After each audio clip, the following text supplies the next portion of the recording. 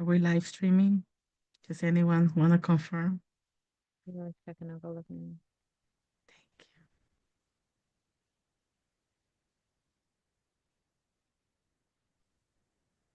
Hi, good morning, Rosa. Good morning. Good morning.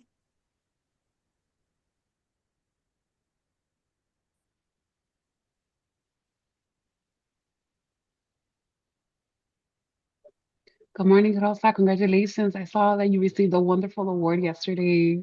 Please just let us know.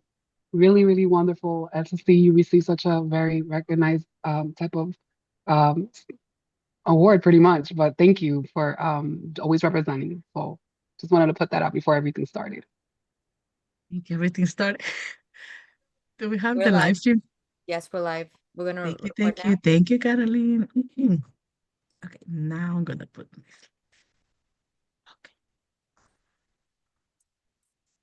All right. Everyone, thank you so much for being here, for representing parents. Let me just, what is this? Oh, yes. All right. Thank you everyone for joining CPAC April 10th meeting. This is our general meeting that we hold every single month.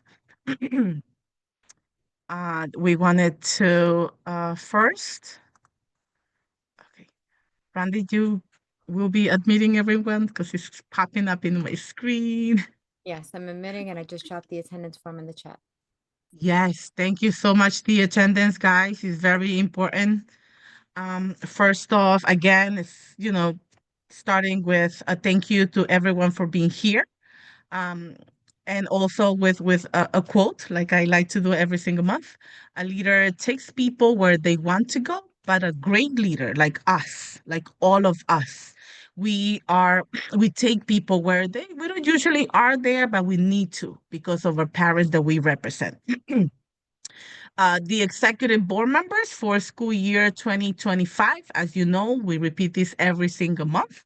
I'm the chair, Rosa Diaz. We have Miss Randy Gray here, who is the first vice chair, and the second vice chair was not able to come in today. I believe she has something personal, Miss Erica Newsom Rodriguez. And then we have the recording secretary. I believe she's in Ashley Morello. I'm not 100% sure. And then Josephine Cangelosi, who is the corresponding secretary. And we have Miss Rebecca Staley, who is the treasurer. Thank you to every single member. And the first order of business, the meeting started at 9:34 a.m. And we're gonna have roll call by Miss Randy. Thank you, Rosa. Okay, you. we're gonna start with District 1. District 1, don't see. District 2, Present. thank you. District 3. District 4. District 5. District 6, Present. thank you. District 7. District 8. District 9. District 10. District 11. District 12. District 13. District 14. District 15. Present, District 15. Thank you. District 16. Present, District 16. Thank you. District 17. District 18. District 19. District 20. Here. Thank you. District 21. Here. Thank you. District 22. District 23. District 24. District 24 present. Thank you. District 25. Good morning, present. Thank you. District 26. District 27. District 28. Good morning. Good morning. District 29. Good morning. Good morning. District 30. District 30. District 31. Good morning. Good morning. District 32. District 75. Yeah, good morning. Good morning. Brooklyn High School, I am here. Bronx High School. Manhattan High School. Rosalie is here. Thank you. Queens High School. Here, Jeanette's here. Thank you. And Staten Island High School. Staten Island is here. Thank you. Did I miss anyone? Okay. I think Ashley, sorry, I think Ashley was here, then popped out. So we have more than half of our members here. She'll try again to log in. Oh, she's back. She's back. Okay. Okay. Right. With that being said, just in case, a notice that we put in every single month, I believe since January. Notice to all districts and notice to the boroughs like myself, President's Council. As per CPAC bylaws, right? The CPAC Executive Board reserves the right to contact every single district and the boroughs if you guys have not sent in representation. We need representation. We need parents' voice. Please, please, please encourage, empower your parents to come to our meetings to get the information so they can bring it back to your districts and boroughs. CPAC Executive Board members may recommend replacement, and that's not cute to do. So please help us help you. Okay, moving on. My computer. There we go. Okay. So we are I hopefully back on track. Okay. We're starting with roll call. Thank you, Randy, so much. The business meeting, we're past the meeting. No, we're not. We're right on time. There we go. I'm meeting people at the same time. And we wanted to provide a chance because we have not done so in a couple of months for district updates and borough updates. I know I have a couple of things, but I want to just provide anybody else that would like to say anything that is happening in your district, anything that we as CPAC can support, any events that might be going on, any initiatives that might be going on. Raise your hand, and I'm not able to see anyone. So if Randy can help me to move people along, please raise your hand, and then Randy will call you out so you can speak. District 28. Hi, good morning, everyone. We are in the works at B28 to plan a back to school event. We're still in the planning phase. But if anyone has any resources, any CEOs that would like to table, please let me know. I can put my email in the chat. If anyone wants to join in that. Thank you. Anyone else would like to share?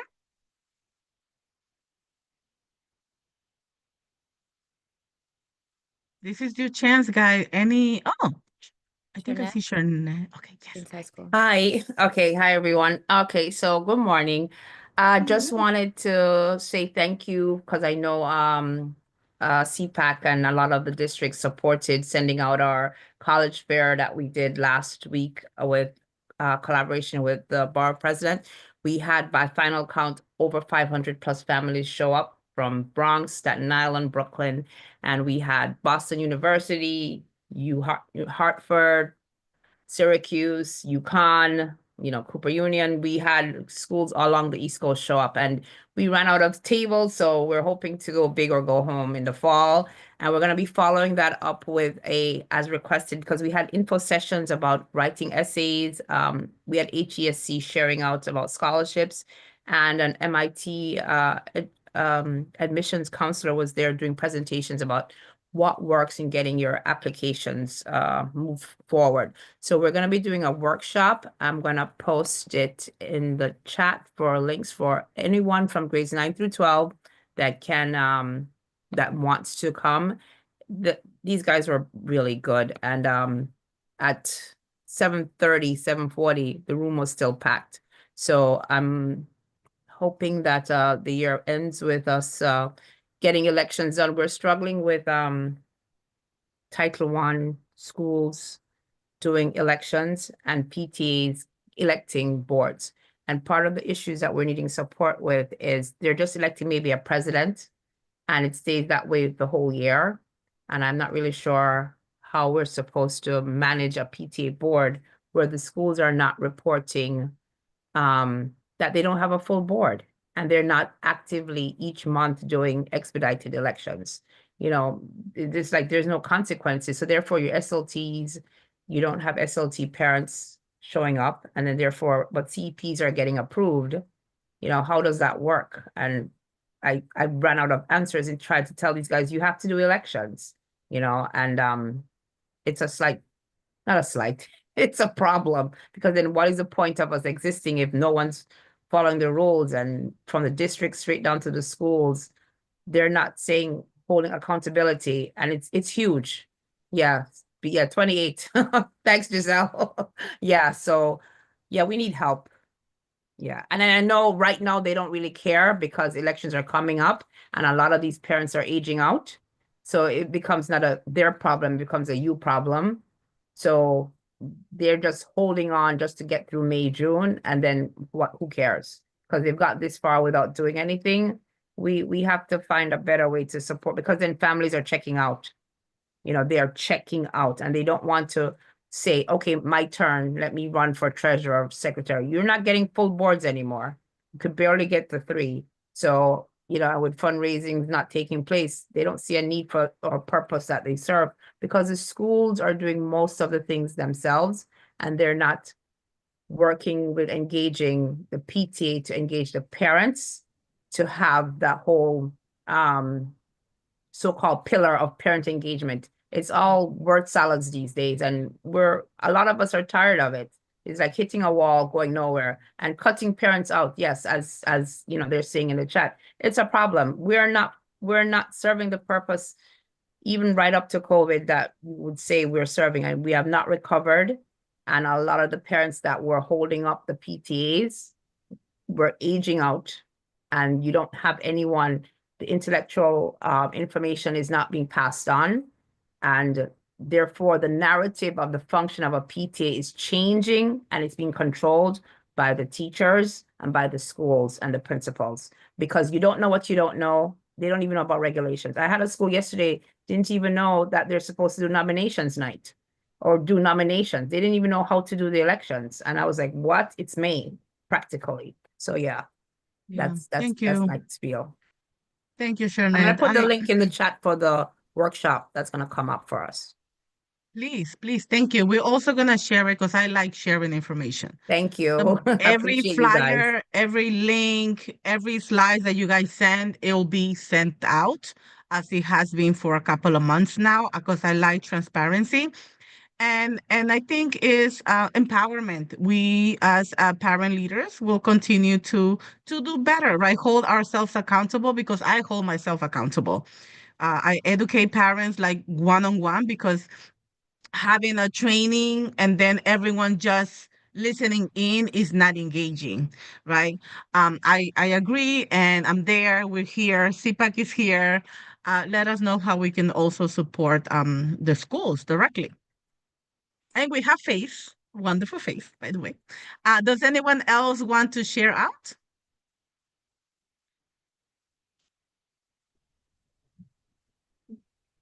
Just, I can't see my raising hand function, but I can't raise my hand, so I Me neither. don't know if we should just unmute. Yeah, let's have Matt first, and then I think I saw Priscilla. Sorry Thank you, about Rosa. that. Of course.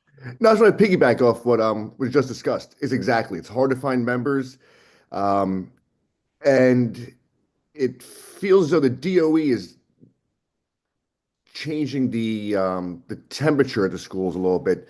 The principals have so much to do; they're being thrown so much at them that they don't have time to engage with the parents. Also, there's every day you go in there, the principals have more and more and more to do, and they don't have time to engage with the parents. And it's a long day. I mean, my principals are here till 6 o'clock at night. It's a 12-hour day. They're being burnt out with, part of me, the red tape of the DOE. It's just too much to handle. They don't have time to engage with the parents, which is sad.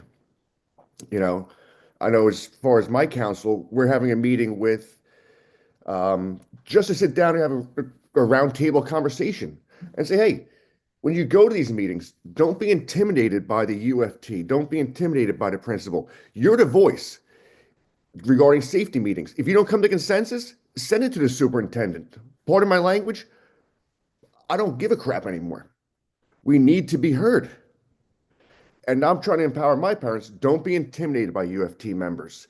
Just because they're in the building all day, that doesn't mean anything. This is our building as parents. This is our children's community. We are the end consumers here. We need answers. We need our voice to be heard. It is very frustrating. I'm sure many of us on this call feel the same way.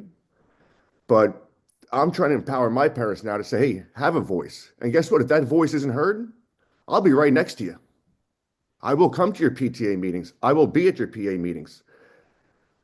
Parents need a voice, and it's just, I can't blame principals. There's just so much red tape that they have to do now to get through their day. They're beat down, and it's very difficult. That's just my thoughts and my own opinions on it. Thank you. No, I appreciate that, Matt. And principals have so much. I gotta give it to all my 3 kids principals. They have so much work. And I do know the parents do have a voice. They just don't know how to express it. You know what I mean? Like I get along with all the UFT because we have this communication. We talk all the time, but a lot of parents may feel intimidated, but they're there to work with us. We're partners in the work because those kids are our kids. Who knows best? We know best.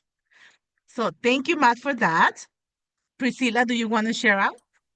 I do. I'm going to change it to some encouragement. So, first off, we have a student pop-up event taking place at the end of this month for young student entrepreneurs. This is our second year doing it. We're showing kids about financial literacy and if they are starting a business, how to get that going, how to create a website, how to build the brand. So that we're excited about. The borough president always comes out for them in our local electeds. So that we are doing at one of the schools in District 29. We will be doing the same thing for the parents. The parent edition is May 31st. We have vendor tables and we are excited. So words of encouragement for engagement. I'm rebuilding my homeschool and our district's president's council. Many of you may know we've had hurdles that involve some financial losses, but rebuilding, just being out in the fields, it even requires sometimes me personally to have to give advice to some of our parents.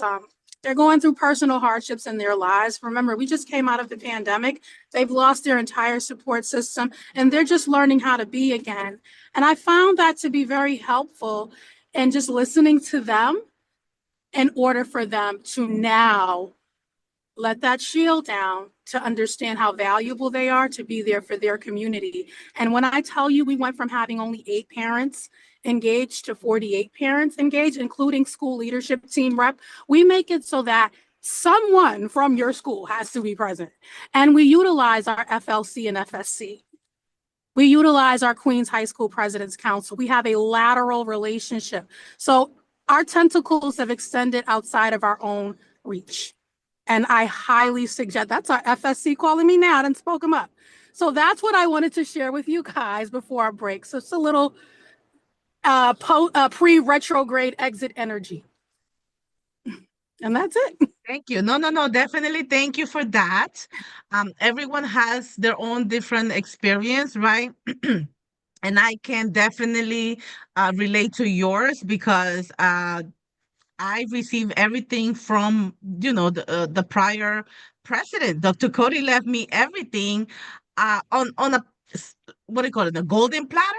I had minutes to like to review, to see, what was done before, agendas to take from, and she taught me the way, right? So when we have parent leaders that leave everything for us, it's like a pass along transfer of records. It's easier for us, parent leaders, to continue the work. And that's every day. That's what I do every day, empowering people, empowering parents, because we have to work together, right? We have to work together. And this is your forum. This is what we always say in executive board. We have meetings twice per month. And this is what we say. We have to continue empowering the voice of our parents. We serve you. And let's keep it short, guys. I think there's another hand raised. I'm not sure who it is. District Randy, do you see who it is? District 15. Okay, let's keep it short, please. Okay, District 15, Liz Grayson. The President's Council for District 15 last month held a workshop for 501c3 planning to try to help all of the schools in our district get their EIN, set up their bank accounts, and if they hadn't already become a 501c3, to try to help them do that. So we had the paperwork, and Appleseed helped us put together a presentation. So that's something we're really trying to do this year is help people. There's so many different schools on so many different points of that spectrum. And so we're just trying to help those that really are trying to function like a business.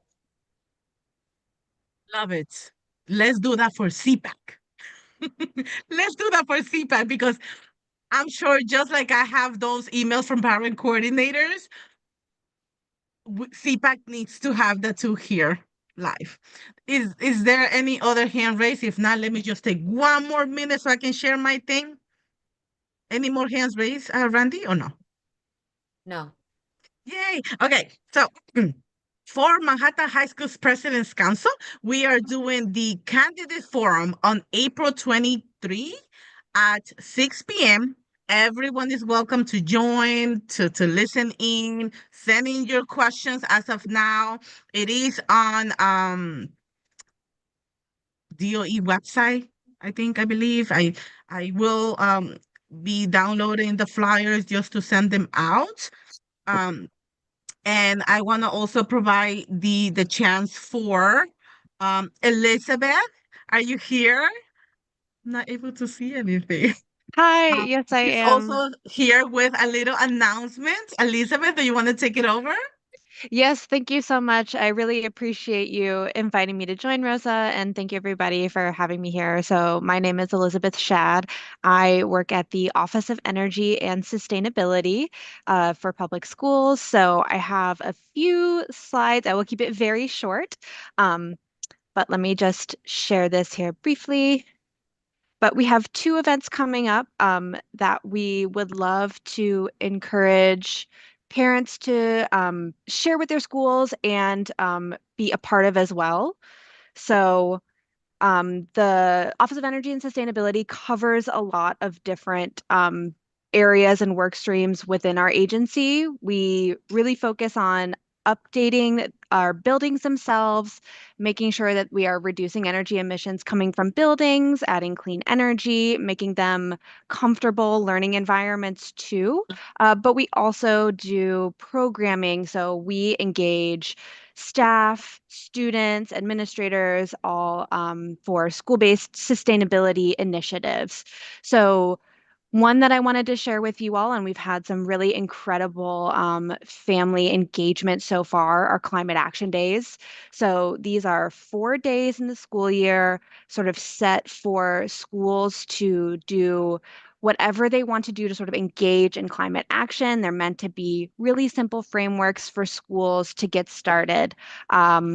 We just had one recently, but these dates are also very flexible. So Health, Wellness, and Green Space Climate Action Day was yesterday. Many schools participated in that. They invited families to be part of their activities.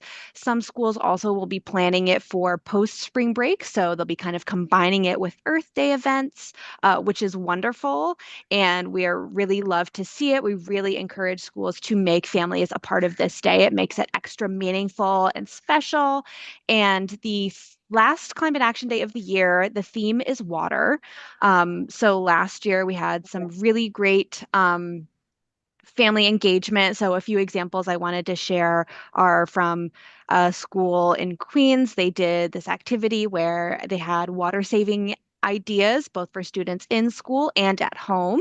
So as they filled in these little droplets that had ideas for water saving, the class that had the most got, a special party.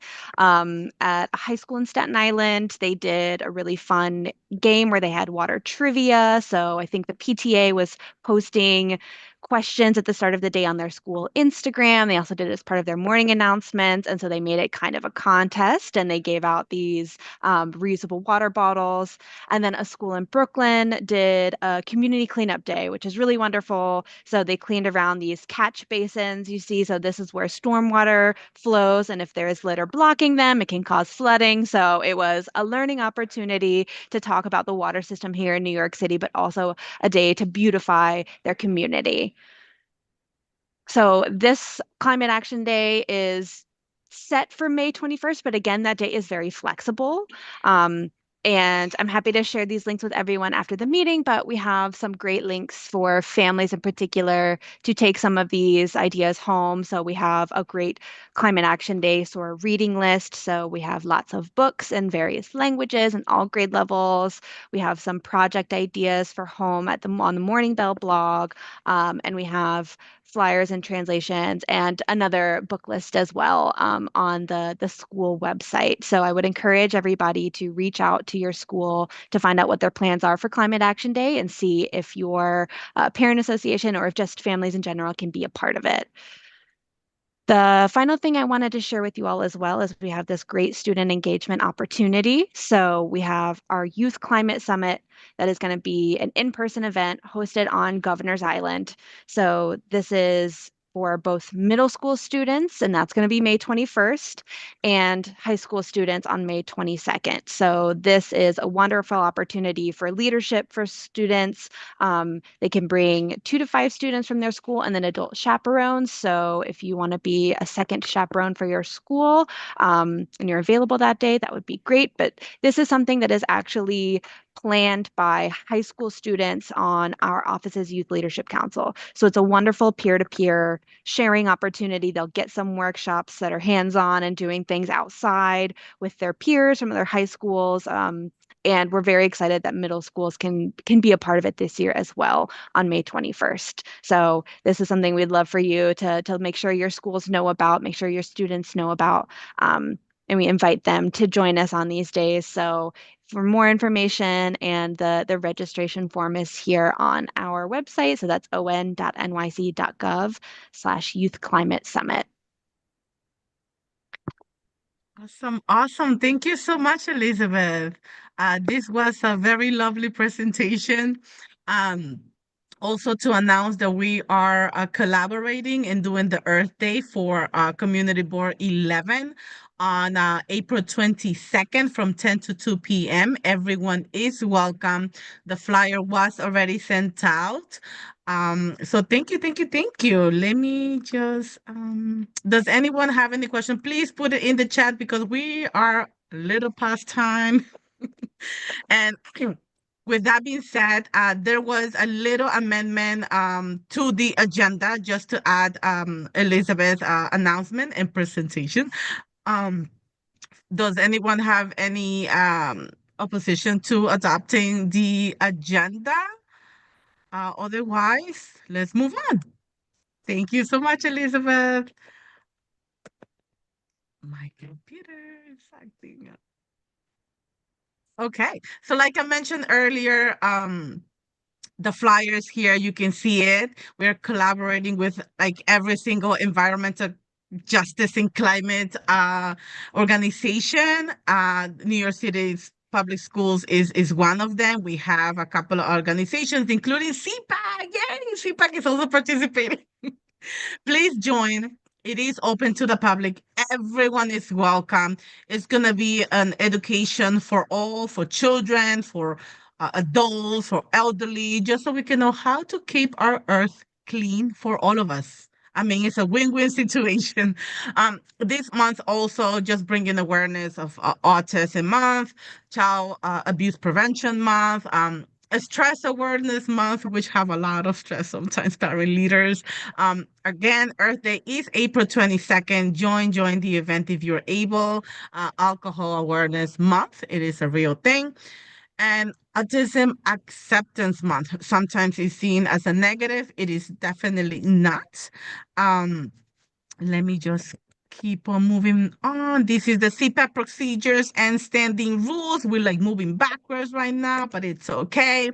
I know Erica is not here right now, so I'm gonna have to do this. I cannot see it right now. Gosh. Okay. So please, please, please, we already passed this. Raise your hand, wait to be recognized. Thank you guys for everything. Be an active listener. We are doing that already. Be respectful, kind, and professional. We're definitely doing that. One mic, it is happening. What we don't want to happen, right? We don't want you to unmute and speak 5 times. We don't want you to have like side conversations. No disrespect to anyone, obviously. No follow-up questions. Thank you so much for doing excellent. And infractions. The first infraction will let that slide, right? If the disrespect continues, then you will be muted for the rest of the meeting. And lastly, you will be removed if you keep on distracting the meeting while it's happening. And next. Apologies. Okay. So just in case, this is our monthly calendar. We also send it in. And with that, we are going to start with the first presentation by Randy, who has been patiently waiting with a big smile. Thank you, Randy, so much. Please introduce yourself because who can do it better? Good morning. And Rosa, please let me know if the sound is okay, if you have trouble hearing at a little low. So low, yeah. We need to hear you.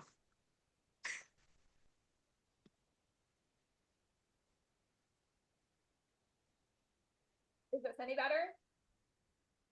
No. The other Randy keeps it real. I'm like, should I know? Okay, I'm gonna call in. Sorry about this. I mean, we're able to hear you a little bit, right, Randy? I'm just gonna call just 1 second. Sorry.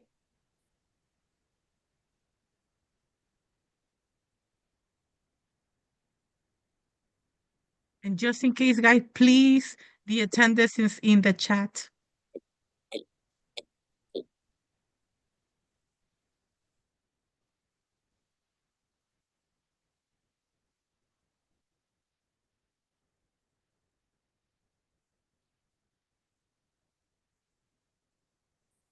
Okay, can you hear me now? Yes. Great. Sorry about that. I'm having a sound tech issue today, clearly. Was hoping that was going to work. But thank you so much for having me. My name is Randy Levine. I'm Policy Director of Advocates for Children of New York. I want to give a big thank you to Rosa for all you do and for having us here today. Thank you, other Randy. And thank you truly to all of the parent leaders who are here today. I'm here today largely on behalf of the Coalition for Equitable Education Funding. We appreciate that you invited us to speak last month as well, and Kaiser from Alliance for Quality Education was here last month. So I'm going to give you an update, but just before I do that, I know last year and this year I was here on behalf of the coalition, and just want to make sure quickly that everyone knows what Advocates for Children is as well, where I work. So we are an education nonprofit that has been working in New York City for more than 50 years with the goal of providing a high quality education to all of New York students with a focus on students from low income backgrounds. The main way we do that is by helping individual families navigate the New York City public school system. We have a helpline that is open Monday through Thursday, 10 a.m. to 4 p.m., where parents, as well as professionals and students, but especially parents, can call with any questions or concerns they have about the New York City school system from the time their children are born through the time they graduate high school. And we will do an in-depth call with families and provide them with information about their rights and their options and how to get help. And then in some cases where there is a particularly serious problem, we may be able to assign the parent to an advocate or an attorney on staff who can provide more in-depth advocacy or legal representation if necessary. So want to make sure that everyone knows Randy, by any chance, do you have any slides or you just? I'm gonna get the slides Okay, in okay, one second, but just wanted to, yes. Thank you, Just wanted to give you kind of a very quick introduction to Advocates for Children, and then we'll put up the slides. We also want to make sure that you all know that and have that as a resource, and we can send information around. So that is your hearing concerns from families. Please keep our helpline and our organization in mind. We also have Know Your Rights guides on our website on a whole range of education topics, and do workshops on, again, a whole range of education topics. And then our policy agenda really comes from the thousands and thousands of individual calls we get every year from families and the thousands of parents we assist. It helps us to identify barriers that are not just about one child, but are systemic and apply to lots of children, and to try to work with the Department of Education, City Hall, the City Council, and then on the state level as well, to create change. And then we do class action lawsuits when all else fails and when there's a systemic violation of students' rights. So just wanted to give that quick plug and make sure that all the wonderful parent leaders on this call know about us. But here today to give you an update to kind of pick up where Kaiser left off last month on the education budget. And so I am now sharing slides, and okay.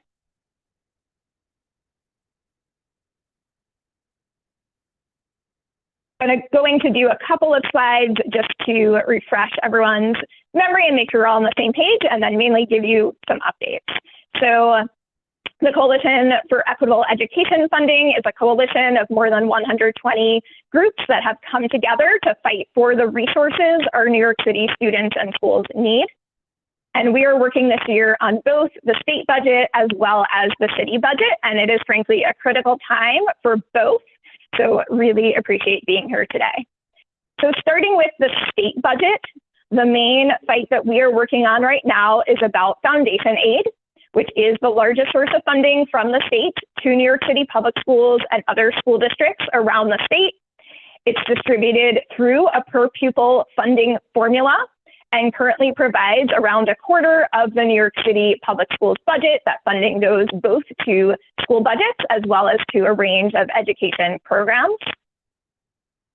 I know we've talked already about the governor's budget proposal, but just before we get to the next step, want to remind everyone that we are very concerned that the governor's proposed changes to the foundation aid formula would shortchange our New York City schools. Governor Hochul proposed limited changes to the foundation aid formula. She proposed changes to the weights for students in poverty and for low-income students. And unfortunately, the way that they're proposing to measure poverty uses the federal poverty guidelines. So it counts poverty the same, whether you're living in New York City, whether you're living in an upstate community, whether you live in Kansas or Iowa, it's the same. And it is currently $32,150 for a family of 4. We know that it costs a lot more to live in New York City than in many other places around the state. And as a result of making this change, the impact would be that New York City schools would get nearly $350 million less than they would if we were to just leave the formula as it is now.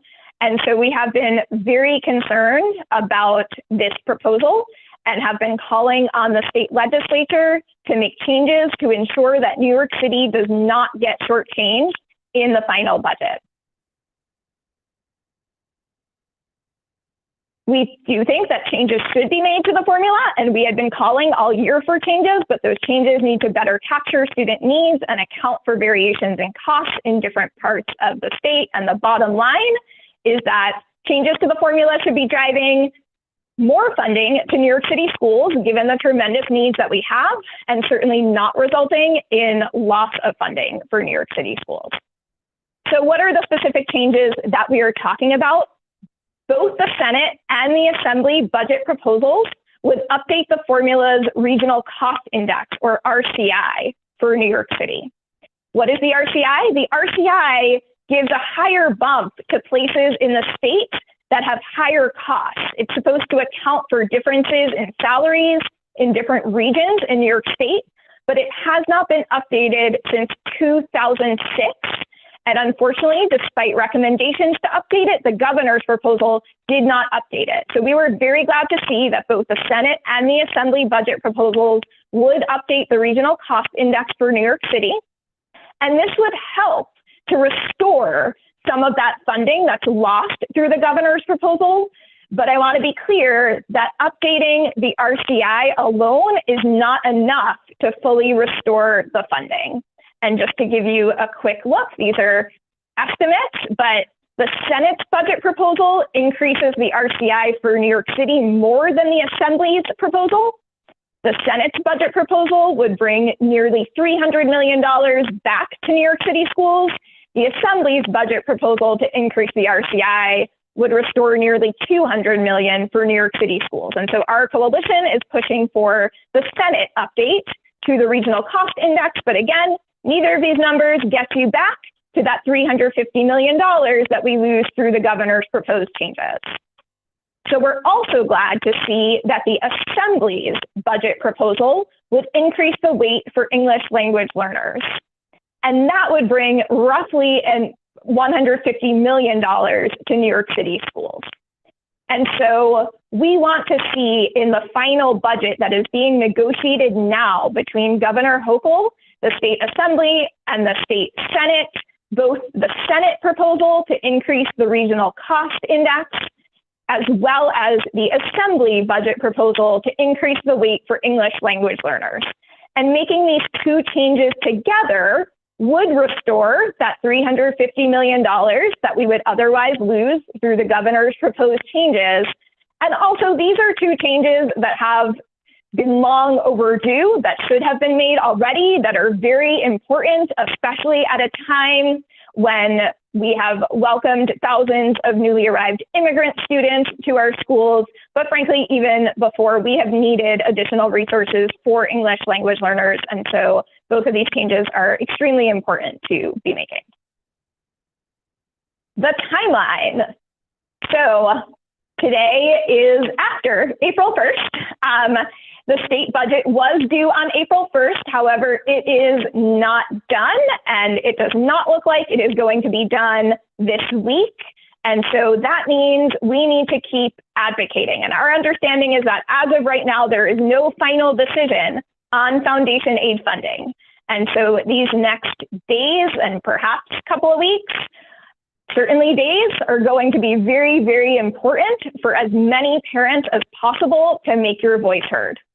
And so we want to give you a few tools for doing that you can feel free to use. You can feel free to use them as they are. You can feel free to modify them. We can also email them to everyone who wants them.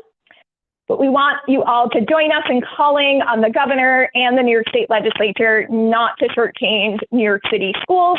State leaders must ensure that any updates to the foundation aid formula drive more resources to New York City schools, and certainly do not result in schools receiving less money than they otherwise would.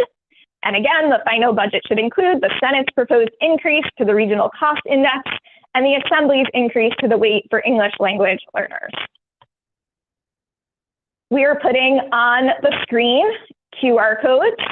The one on the left, as you're looking at it, takes you to a call script and phone numbers for some key leaders. We have 3 key phone numbers on the screen. The 3 most important folks right now who are negotiating the budget: Governor Hochul, Assembly Speaker Carl Hastie, and Senate Majority Leader Drea Stewart-Cousins.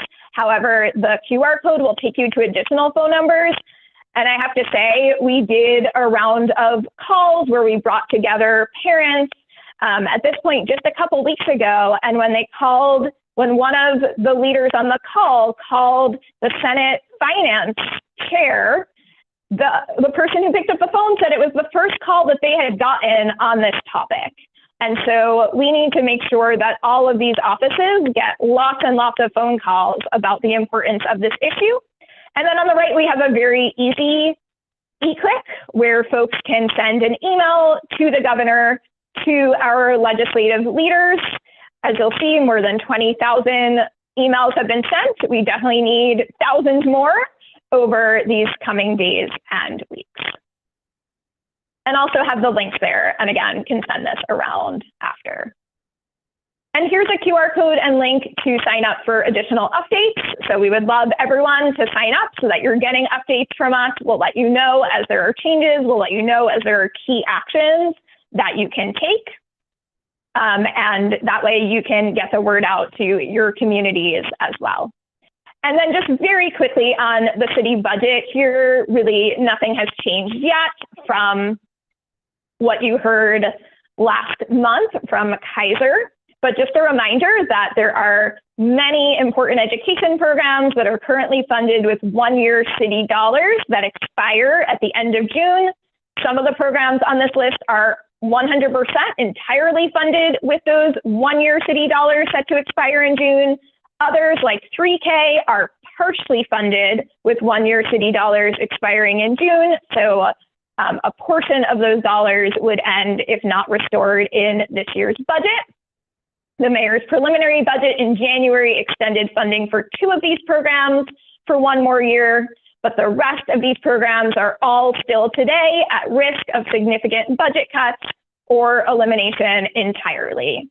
And so just want to make sure that this is on everyone's radar. And we want to call on the mayor to include long-term funding for these important education programs in the executive budget. The deadline to release the executive budget is May 1st. So again, these next few weeks are very important. And it's important to include not just funding for another year, but long-term funding so that we don't have to have this fight every year. And because it's much easier to run a program if everyone knows that it's going to continue beyond 1 year. And we also want to make clear, just putting this money back in just keeps the status quo. And that's not what we're looking for. The city should also make additional investments that are needed to support students with a focus on those who have the greatest needs. We know there are a number of important priorities here. I'll say for advocates for children, preschool special education services is a concern we hear about day after day from families, and a place where we would love to see additional investments in addition to a number of other important areas. So we're advocating now for the mayor to include these programs in the executive budget, which has to be released by May 1st. And then the city budget deadline is June 30th. So between the time the mayor releases the executive budget and the deadline, the city council and the mayor will negotiate the final budget. And we also have an e-click where you can email the mayor about the importance of providing long-term funding for these programs, and can encourage other folks to do so. And just here is another link to our sign-up form to stay up to date. And with that, thank you again for having me and for this time. Thank you so much for all the work you do for your districts and communities every day. It is so appreciated and necessary, and I'm happy to answer any questions. Thank you so much, Randy, for all the information. Please do send us the slides, and we have like 1 minute for questions. Does anyone have 1 minute question and answer? If not, put it in the chat. We'll send them all to Randy Levine, and we can move on to the next presentation. Okay, I guess we can move on to the next presentation. Thank you so much, Randy. See you next time. Thank you. Okay, the next presentation is Office of Language Access. Take it away. Yes, hi, good morning. Can you hear me? Yes, we can. Excellent. Good morning. I'm so happy to be here. My name is Kleber Palma. I'm Executive Director of the Office of Language Access. Happy to share this space with you. It is my first time in this space, hopefully not my last. And I'm here, I have a slide deck. I'm going to share my screen here in a minute. I'm here to give you a very high level and view to the work that we do in the Office of Language Access, formerly known as the Translation and Interpretation Unit for some of you, maybe back in the day. The work that we do, what we've accomplished, the services, and what we want to do, and how much more we have to work together to get this done. We live in a city. We serve families who represent over 180 different languages, where over 40% of households speak a language other than English at home. You guys know all the stuff. I'm preaching to the choir, right? Add to that the different mechanisms and avenues and doors that parents come to our lives and to our schools. It's walking in the front door. It's an email. It's social media. It's a document backpacked home. It's a phone call. All these different mechanisms we need to kind of anticipate, plan for, and provide as much support and knowledge to our staff and families so that we can all do the best we can with what we have. So with that being said, I'm going to jump in and share my screen. Give me 1 second.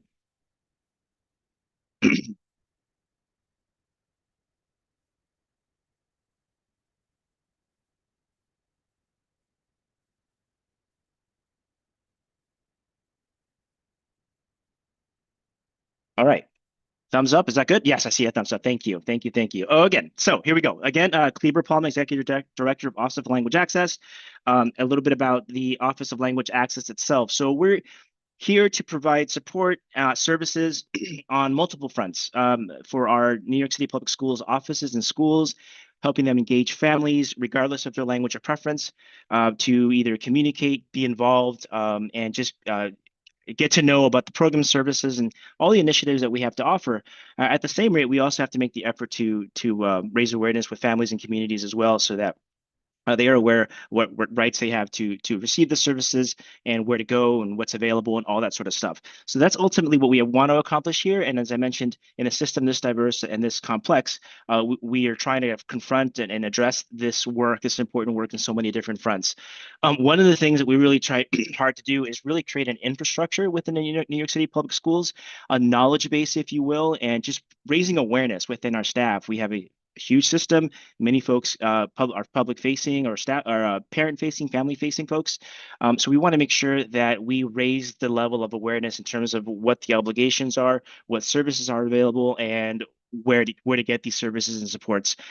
Several years ago, we launched the Language Access Coordinator Initiative, where we asked principals to designate one current staff member as a language access coordinator.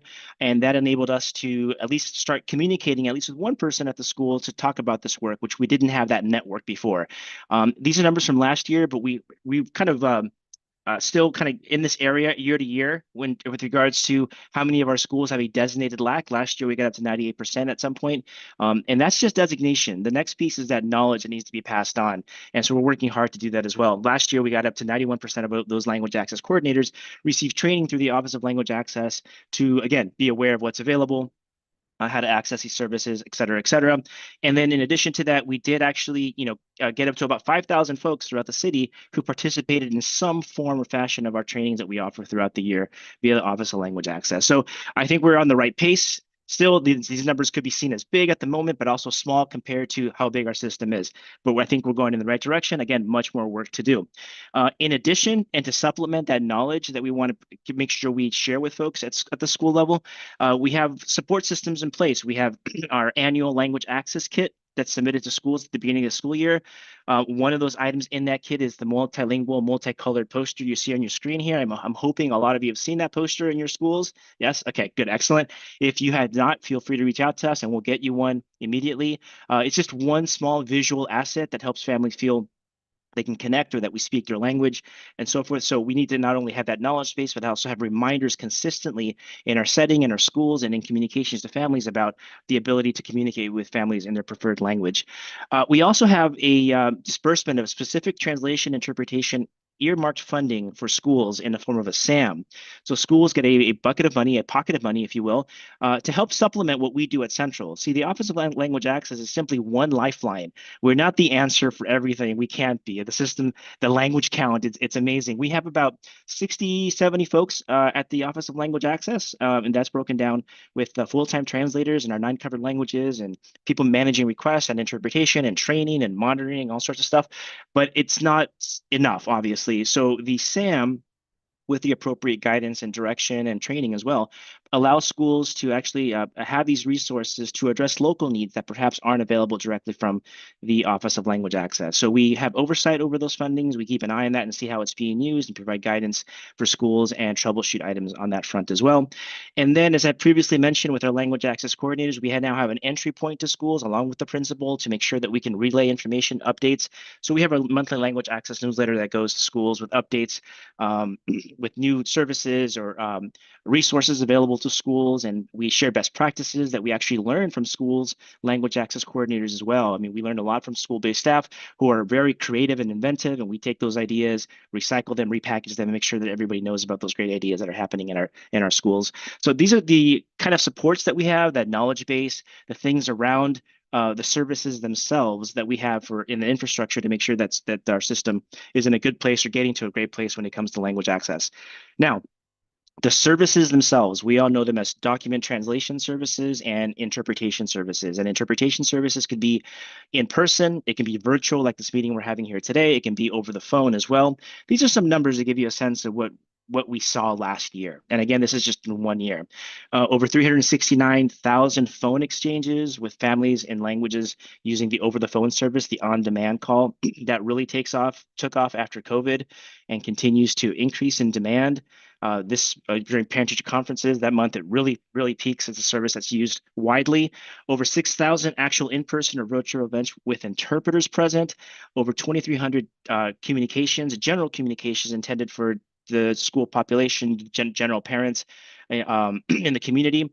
Over 12,000 IEPs that were translated for families with children in special education. All that was funneled to the Office of Language Access for translation support. And the last thing we added to the menu recently was foreign language transcripts for our American students who are coming in and enrolling in the system so that staff can have a better sense in terms of placement purposes and so forth. So that's kind of a new thing we're adding there, and trying to get a sense of what that volume looks like. We have to be very cautious with the Office of Language Access opening that door piece by piece, so we don't want to overcommit, because if we do, then there's delays and there's frustration. So we want to be very transparent with our schools in terms of what's provided yesterday, what's provided today, and what we want to provide in the future.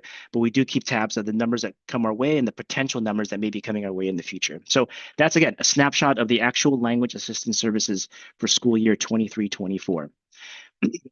In addition to staff awareness and the actual provision of these services, it's also important that our families know what's in place.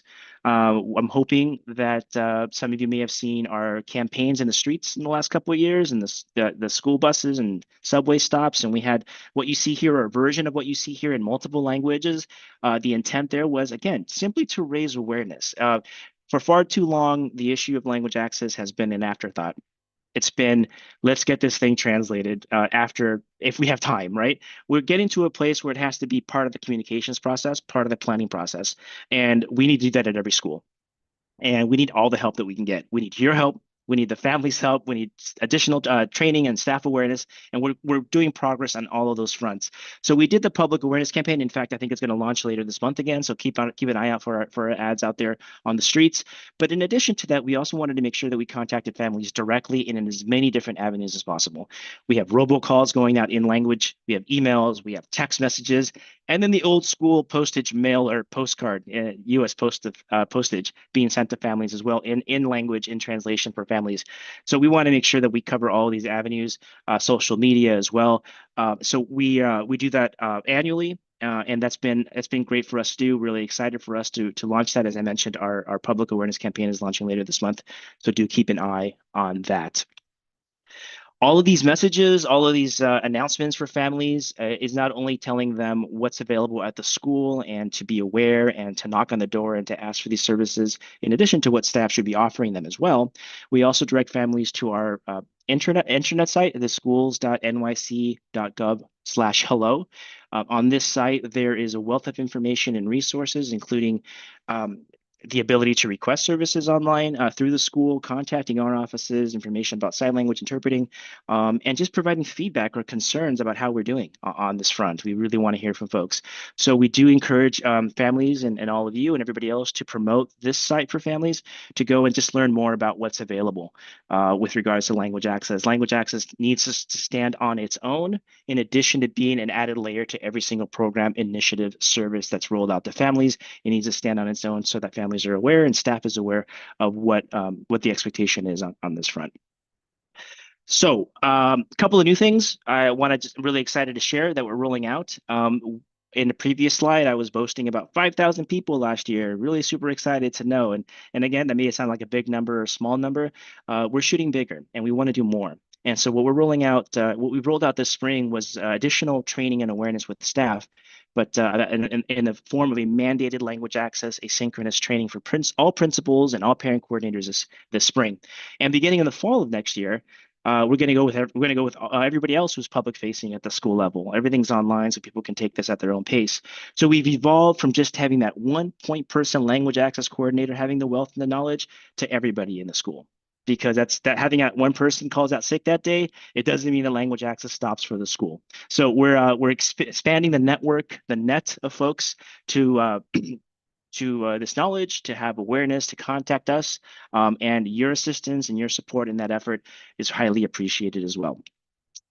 So with that, quick snapshot of what we are and what we do. I'm happy to answer any questions, and I also leave you a few links there, one of which is for staff facing, the intranet. You got to log in, which is on the info hub, and that allows folks to access additional resources and translated templates and glossaries and dictionaries and style guides, all sorts of neat stuff that schools can have access to. And of course, for families, a great starting point is our schools.nysc.gov/hello.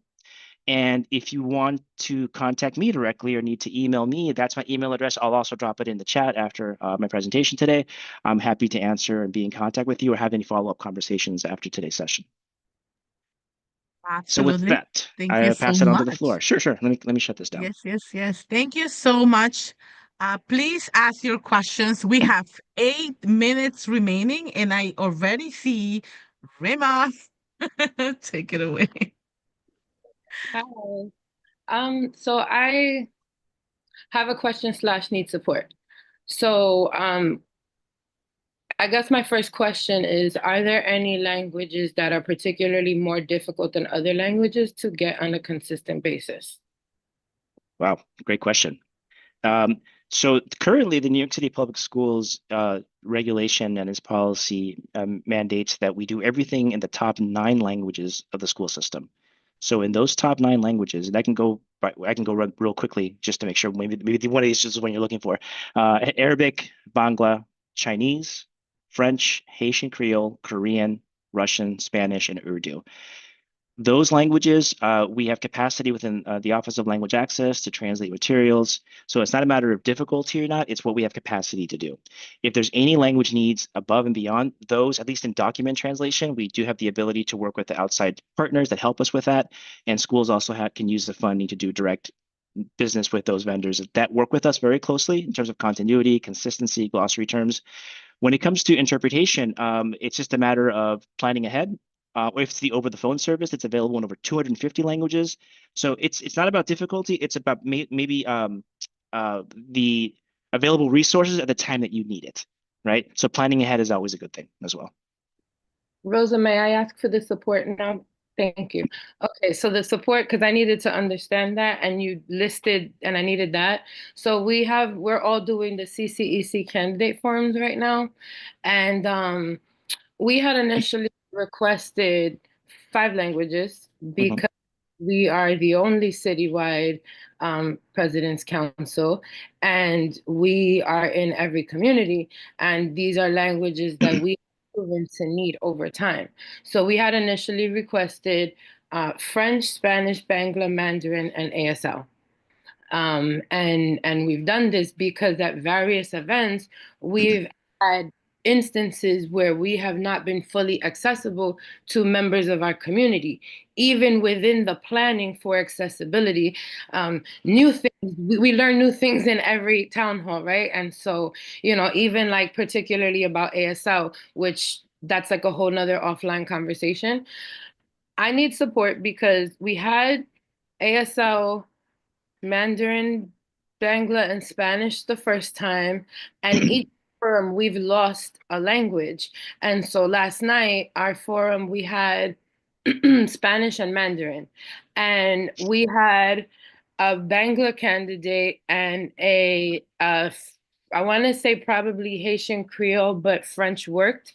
Okay. And we had 2 candidates that ended up requiring support, right? So one required support, one didn't, because you could hear their child in the background providing the support that we are legally required to provide, as you just mentioned.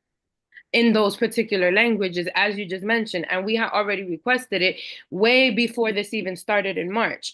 So to have a language consistently removed from a community that is already disenfranchised is the most frustrating than when we have to then solve for issues that we already knew about because the request wasn't, and I don't know how to finish that statement, right? Like, was it not respected? Was it not understood? Was it not able to be facilitated? That's why I led with, are there certain languages that are more difficult than others?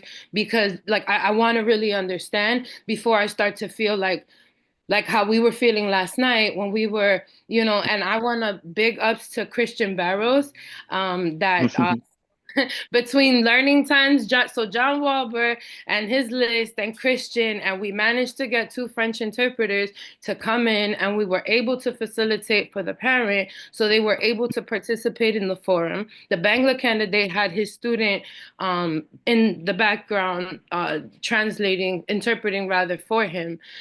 But that shouldn't have happened. And if it was another forum, that person probably would have been asked back, or like we are really intentional about accessibility because that is everything about District 75 is differentiation, and how do we figure it out on the fly.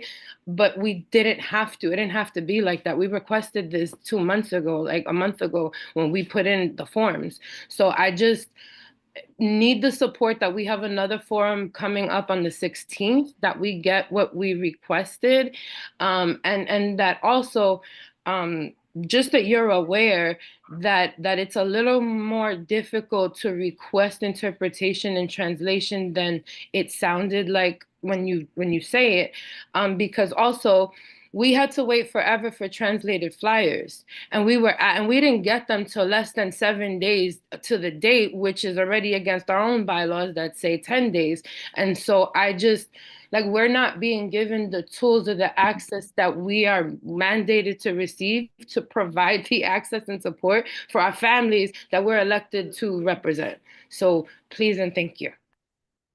Thank you, Rima. Yes, Christian, he leads our interpretation team, and he's fantastic. Yeah, I'd like to have an offline conversation to get more of the particulars, and maybe get have a conversation with Face as well to see what how we can better support moving forward. Thank you. Thank you so much, Rima. I know what it is. Before we had ASL in Manhattan High School, and then we didn't. But it's because, our constituent body changes. So, anyone else have any questions? We have 2 minutes left. And with regards to PAPTA translation, yes, yes, yes, yes, it is. It is possible, and I know I supported a couple of parents getting their IEP translated to the language that they needed. So yes, everything is possible. Ask your questions. We're here to work together and support each other. Okay, no more questions. Going once and okay. Oh, I see a hand. Melissa? No, you have another one. Melissa, don't you go nowhere. No, I was just going to add before we jump into that the American Sign Language support is something that we work very closely with our partners in D75 for that service. So unfortunately, it is a separate process, but we do work together to make sure that both offices support whatever needs are necessary. Thank you, Melissa. Sure. Good morning. Good morning. My question is for our district. We have some PAs, or mostly PTAs. They're going to be having in-person elections, and some of our schools are Spanish leading parents. So we were wondering what the process can the school do to have interpreters available in the school, and I know virtual is probably easier, but they prefer in-person elections. So would it be possible to request an interpreter for them to come out to help assist with the spring elections? Yes, hi, Melissa. Definitely, we can provide guidance on that. There is this kind of falls into that realm of the support that's provided through the funding that's given to all schools. At this time, the Office of Language Access It doesn't have the capacity to provide interpreters throughout all schools, but we do provide guidance and work with you to come up with solutions. So what I'm going to do is connect you with the now famous Christian Barrows that was mentioned earlier to give you some guidance and next steps on what your options are at this point. Thank you. Sure. Thank you so much. Please send us the information. I believe I already have the flyers. Thank you, thank you. And look, right on time. I am learning. It's 10:40 and right on time for our next presentation. Thank you, everyone. Thank you so much. Well, you are next. Thank you, Rosa. Thank you, everyone, for having SUNY here today.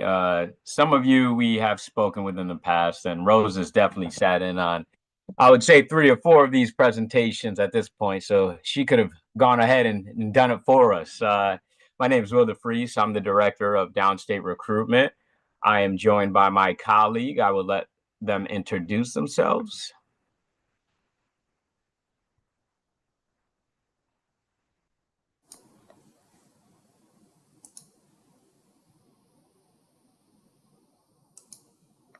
You're unmuted, Beryl. Yes, I just did. I was trying to bring my picture up. Good morning, everyone. This is Beryl Jeffers. I am the Senior Director of the Welcome Center, and it is always a pleasure to be here. So today we are going to go over some of the SUNY initiatives and what we have been doing in New York City. We are really hoping to gain a conversation out of this and also have you contact us because we want to make sure we're working closely with you and your schools. So I'm going to go ahead and share my PowerPoint. One moment.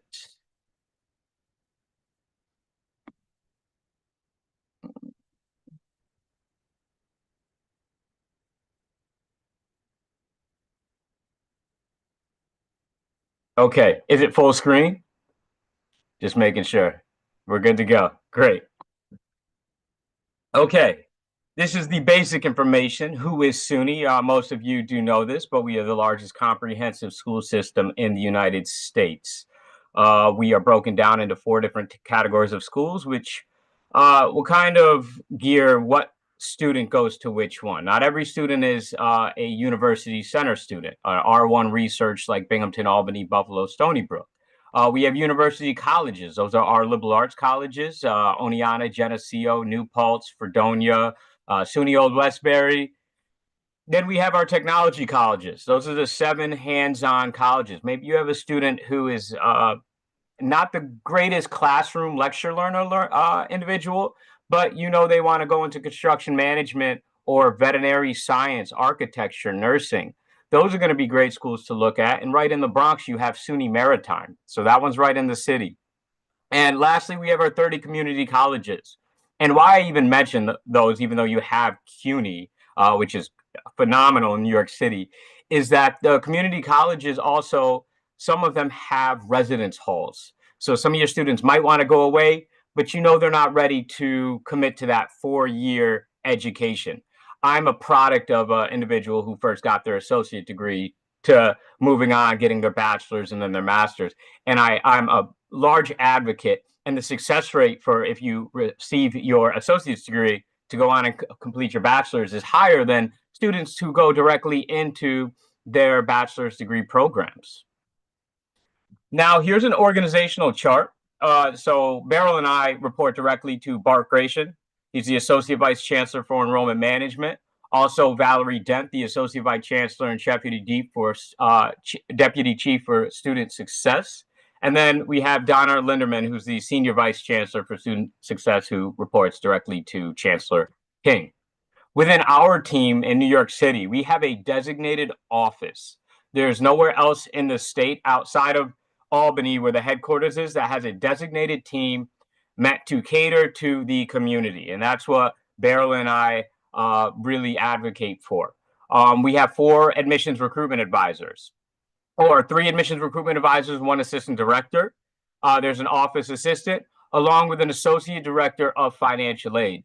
So we are not only trying to educate and provide resources to students, families, counselors, we are also trying to make sure they're able to complete the FAFSA, because as we know, the universal FAFSA is now in effect, and we want to make sure that we are competing with the top states like California, Texas, Tennessee, and Louisiana.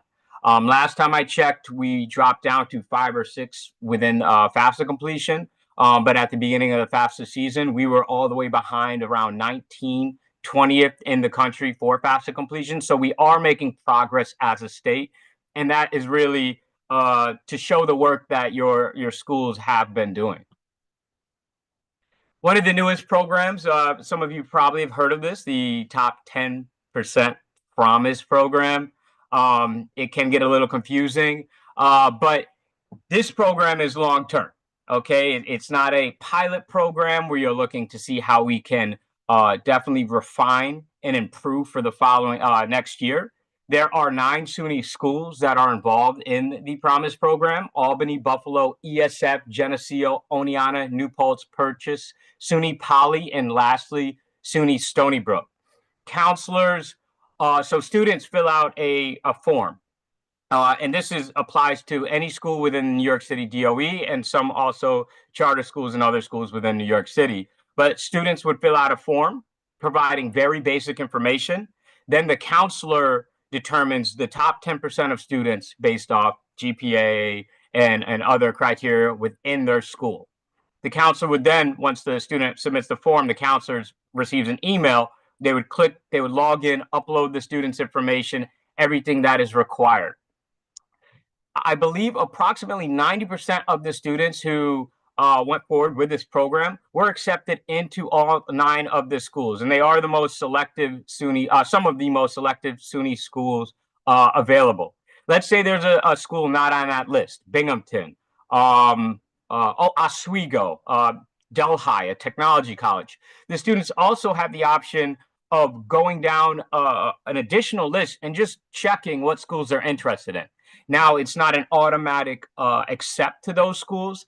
It is an instant pre-application to those schools when they click that. And then the schools will reach out, let them know what information they need to submit in order to be considered for that program.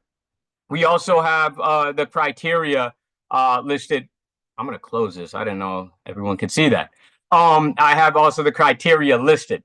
So to make it easy, if students on track for an advanced Regents diploma or IB degree, they are automatically able to be considered for the top 10% student, 10%.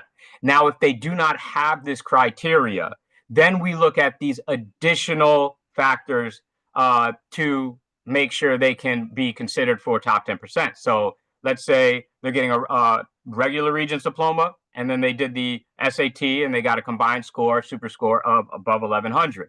Maybe they didn't do the SAT. Then we move on to the ACT and vice versa. So we took pretty much the largest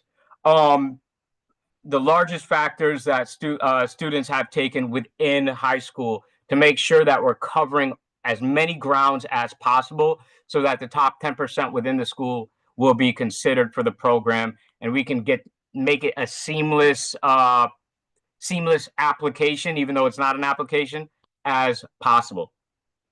This is more of my wheelhouse, recruitment events outside of the Welcome Center. This year, I heard Governor Hochul's name before, but Governor Hochul and Chancellor King came together. They thought it was crucial to implement the FAFSA completion course. So SUNY wrote a grant. AmeriCorps approved that grant, and this is funded by AmeriCorps. We have this year 12 campuses participating and over 50 members on our campuses, which are students. They are current SUNY students throughout New York State. These students are going into high schools, working with current students on their campus, working with EOP students on their campus. They're currently doing virtual events throughout New York State. So if you have students in your schools who still have not completed the FAFSA, if you go on the SUNY website, they can sign up and meet with one of our FAFSA core members. They are phenomenal students. I like to say they're the best students because I'm the director of the program. But you will just get to see how well educated our SUNY students are within FAFSA completion who are part of the FAFSA Corps. The team this year, they had a really busy travel year. In the fall, they completed 326 visits within New York City, some on Long Island, and then also Beryl did some in Westchester. In the spring, we are projected to have in the high 200s. So at the end of the calendar year, we're looking around 550 to 600 visits they completed throughout the school year. And financial aid events, we host those continuously, even into the summer. So if you have any students who, like I said, need FAFSA completion, if you just want a basic financial aid presentation, if you need a specific counselor FAFSA event, or if you particularly as a group decide we would like a FAFSA presentation, please reach out so that we can provide you that general information during a presentation and answer any questions you possibly might have. We had our most recent college fairs. We're coming to a conclusion. We still have one left in downstate New York, which is going to be at the Nike Track and Field Armory in Harlem on April 27th. Last week we had on April 4th, not April 2nd, we were at Boys and Girls High School in Brooklyn. And then on Tuesday, April 1st, we were at Queens Gateway Health the Sciences, where we saw approximately between the two events, 1,300 to 1,400 students, and they were invited. The entire school districts were involved with making these events successful. So we plan to continue these events for next year. Last year was the first time we've held it at Brooklyn. This was the second year at Brooklyn, first year at Queens. I'm hoping to expand to the Bronx next year, possibly Staten Island, but we want to make sure we're working together to make these events as resourceful as possible for your students. And we have spring counselor bus trips. Yesterday was the final counselor bus trip. They depart out of SUNY Optometry, the ones leaving New York City, right near Bryant Park. And we had approximately 25 counselors attend that bus trip. They are returning today, but they start off, they leave Bryant Park in the morning. They go to New Paltz. Then they went up to Adirondack Community College, ate dinner there. Then they stopped in Plattsburgh, slept overnight. Next day, they go to Plattsburgh, they get a tour, and then after North Country Community College and Clinton Community College go to Plattsburgh. They present information sessions, and then they depart down to New York City. These are paid for, expense-free by SUNY system. So if you know counselors who are interested in this, let them know. But we're hoping to have parent coordinators. We're hoping to get administration within the high schools as well involved in the future with these bus trips. And that is all I have, and I will hand it off to Beryl. Okay, well, I'll do this for you to move the slide because I'm not a host. Again, good morning, and my responsibilities are really the strategic programming and planning for the entire office. And so my part of this presentation will be specifically the programming and the Discover SUNY bus trips. Next slide. So part of what we do at the Global Center, in which we hosted many different types of programs at the SUNY Welcome Center for your students, is to provide them with information about our campuses. And so part of the understanding is students need to know which SUNY are you, right? We'll mention 64 amazing campuses throughout New York State, from Long Island to Buffalo. And so a part of the education that we do is providing workshops for students and families. We oftentimes will have a translator that will do the presentation alongside us in Spanish as well. So we had 9 which SUNY are used. We had the how to apply, which is a step-by-step process on our SUNY applications. Students can apply on our application via the how to apply or the common application. They can also check the box yes if they are interested in EOP, as well as receive fee waivers. We also host what's called the free application week, 2 weeks in October going into November. We have not confirmed the dates yet, but students have the opportunity again to apply to SUNY without paying a fee. We are excited because, we are excited that actually next week we have our specialized program, Pathways to Education. So for students who are interested in learning more about the fields of education, becoming a teacher, becoming a school counselor, becoming a physical education teacher, a psychologist, anything under the realms of education, we are having a specialized program via Zoom. And so we are happy to send the flyer to Rosa so she can send it out to all of you, so you can then send it out to all of your students. We want the students to register. It will be on Zoom on April 16th. And I know it's going to be during the Easter Passover break, but it's on Zoom, which allows students to log in from wherever they are, whether they are fortunate to go away and go to Florida, or they are home in their apartment or home in Brooklyn, Bronx, Manhattan, Queens. And then finally, we know that students are very interested in learning more about the health sciences, whether they are interested in nursing, occupational therapy, physical therapy, whether they are interested in radiology, whether they would like to become a doctor. And so we have the health sciences at SUNY in May, on May 14th. And that will allow students and families to learn more about the entire field of health sciences. We will have someone from, of course, the university centers. Stony Brook is very popular. The University of Buffalo is very popular. And then some of our four-year schools, along with the two-year colleges, which is the transferability, as Will mentioned, from a two-year school to a four-year school, which is seamless. Also at the Global Center, over 150 programs by our campuses. In fact, yesterday, Stony Brook was indeed in the office, and they met with over 125 of their students, and families came out. It was standing room only. And many of our campuses have, again, these are all free programs, accepted student programs, prospective student programs. Learn more about the Educational Opportunity Program. What is EOP? It's an admissions program, but you must meet both guidelines, academically and financially eligible. It's a special opportunity program for the right students. It's also called Seek in College Discovery at CUNY, and it's called HEOP at the private schools. We also have financial aid sessions as well indicated, and many of our campuses realize that students may not have the resources to travel up to Cobleskill or to Buffalo, Oswego, Oneonta. So they come into the Global Center and they will do their full orientation for accepted students. Students will learn about their financial aid award packaging. They will also be able to get their ID. They will meet with their academic advisor. They will also meet with students. So we're excited that our office is, as it was stated, it's a full community service office, and we provide programs and services to students and families throughout the 5 boroughs. Also, I want to share that our community colleges will host programs as well, those that have on-campus housing. Will stated 30 community colleges. Out of the 30, there are 19 that have housing. Those 19 campuses do a lot of recruitment in New York City. So if students are interested in only starting at a community college and then continuing into the 4-year school, they can go away and live on a college campus, such as Dutchess Community College, Sullivan Community College, Onondaga Community College, just to name a few.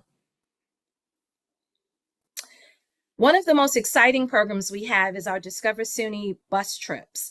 And I say that because the research tells us when students are able to visit our college campuses, get a sense of the campus culture, the sense of the campus community, they are 75% more likely to not only apply to our campuses, and then when they get accepted, they know that that is their campus choice. That's where they want to go for the next 4 years or 2 years. And so I am pleased that working directly with the Chancellor's office, a grant was written, and for the past 2 years, I have been responsible for these programs. And these programs are not only thriving, but we have exceeded expectations.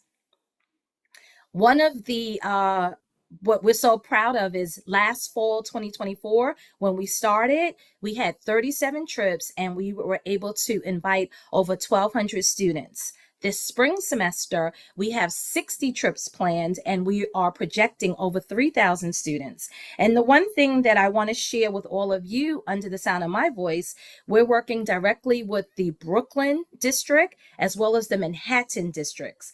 And I have to share that the Manhattan district, they've been extremely pleased and excited because each semester they got 20 bus trips. So schools like A. Philip Randolph, Chelsea High School, New York City High School, LaGuardia High School Environmental Science, Manhattan Village Academy High School Advocacy, JKO, Leadership and Public Service, Eleanor Roosevelt, Park East, Mott Hall, Gregorio Lupion, Repertory, just to name a few, they all participated free. As Will stated, these are free bus trips for students. We do not ever charge students to visit our campuses. Not only do we pay for a amazing brand new chartered bus, it's not a yellow school bus, we provide lunch for every single person. Students are so excited when they see this chartered bus pull up to their high school and then take them to the campus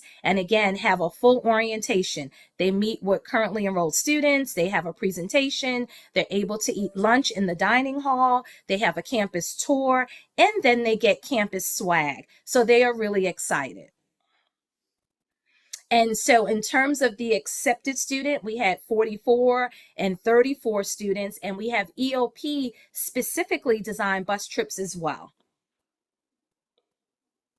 And so in closing, and we met the timeline of Rosa giving us only 20 minutes, we could have talked for at least an hour because we have so much to share with you about the State University of New York. But in closing, what I will share is that the SUNY Global Center, Welcome Center, is truly a partner with all of you.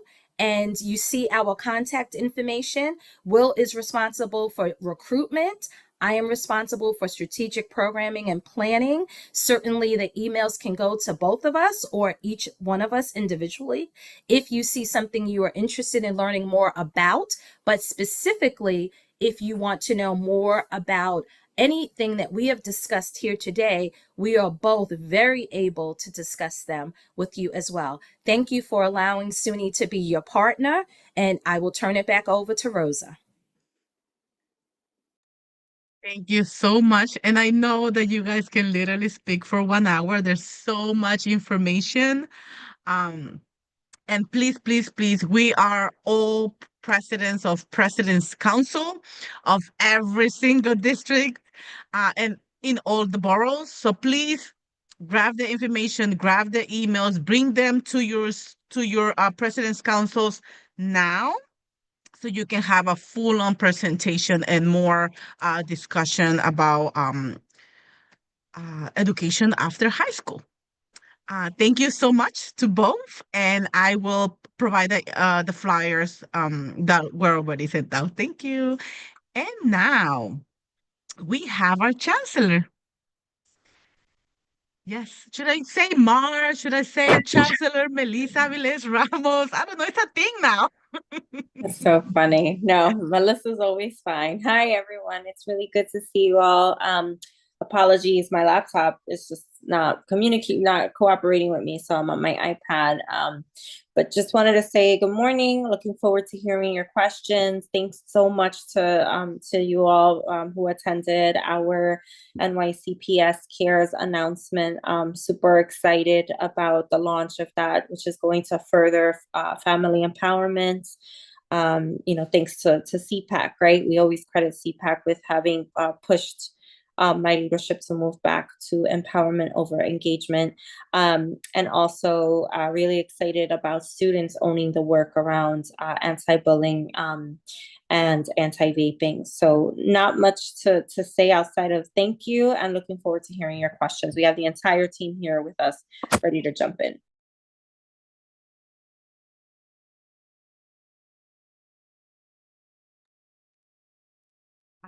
Bibi, you have the questions? I think I saw Bibi here. The questions were already sent out. I don't have them in front of me. Actually, Rosa, I have them. Beautiful. Love you, Jesse. No problem, Rosa. So Chancellor, the first question was, where or who does a parent call or email regarding support for expiring student visas? Mhm. I believe we have information from Moya. Deputy Chancellor Vadera, are you on? Yeah, hey everybody. Thanks, Rosa. So a few things. First of all, I would just say if this is something's coming to one of you about this, please come flag for us directly so we can make sure we understand what you're hearing. We realize there is a lot in the press, generally in the higher ed context, about student visas and what is happening. We don't see that as an issue for our students, but obviously could be for others in their families and communities.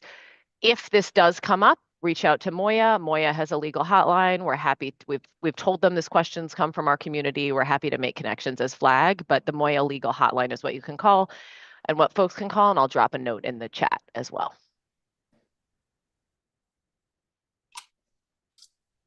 Thank you.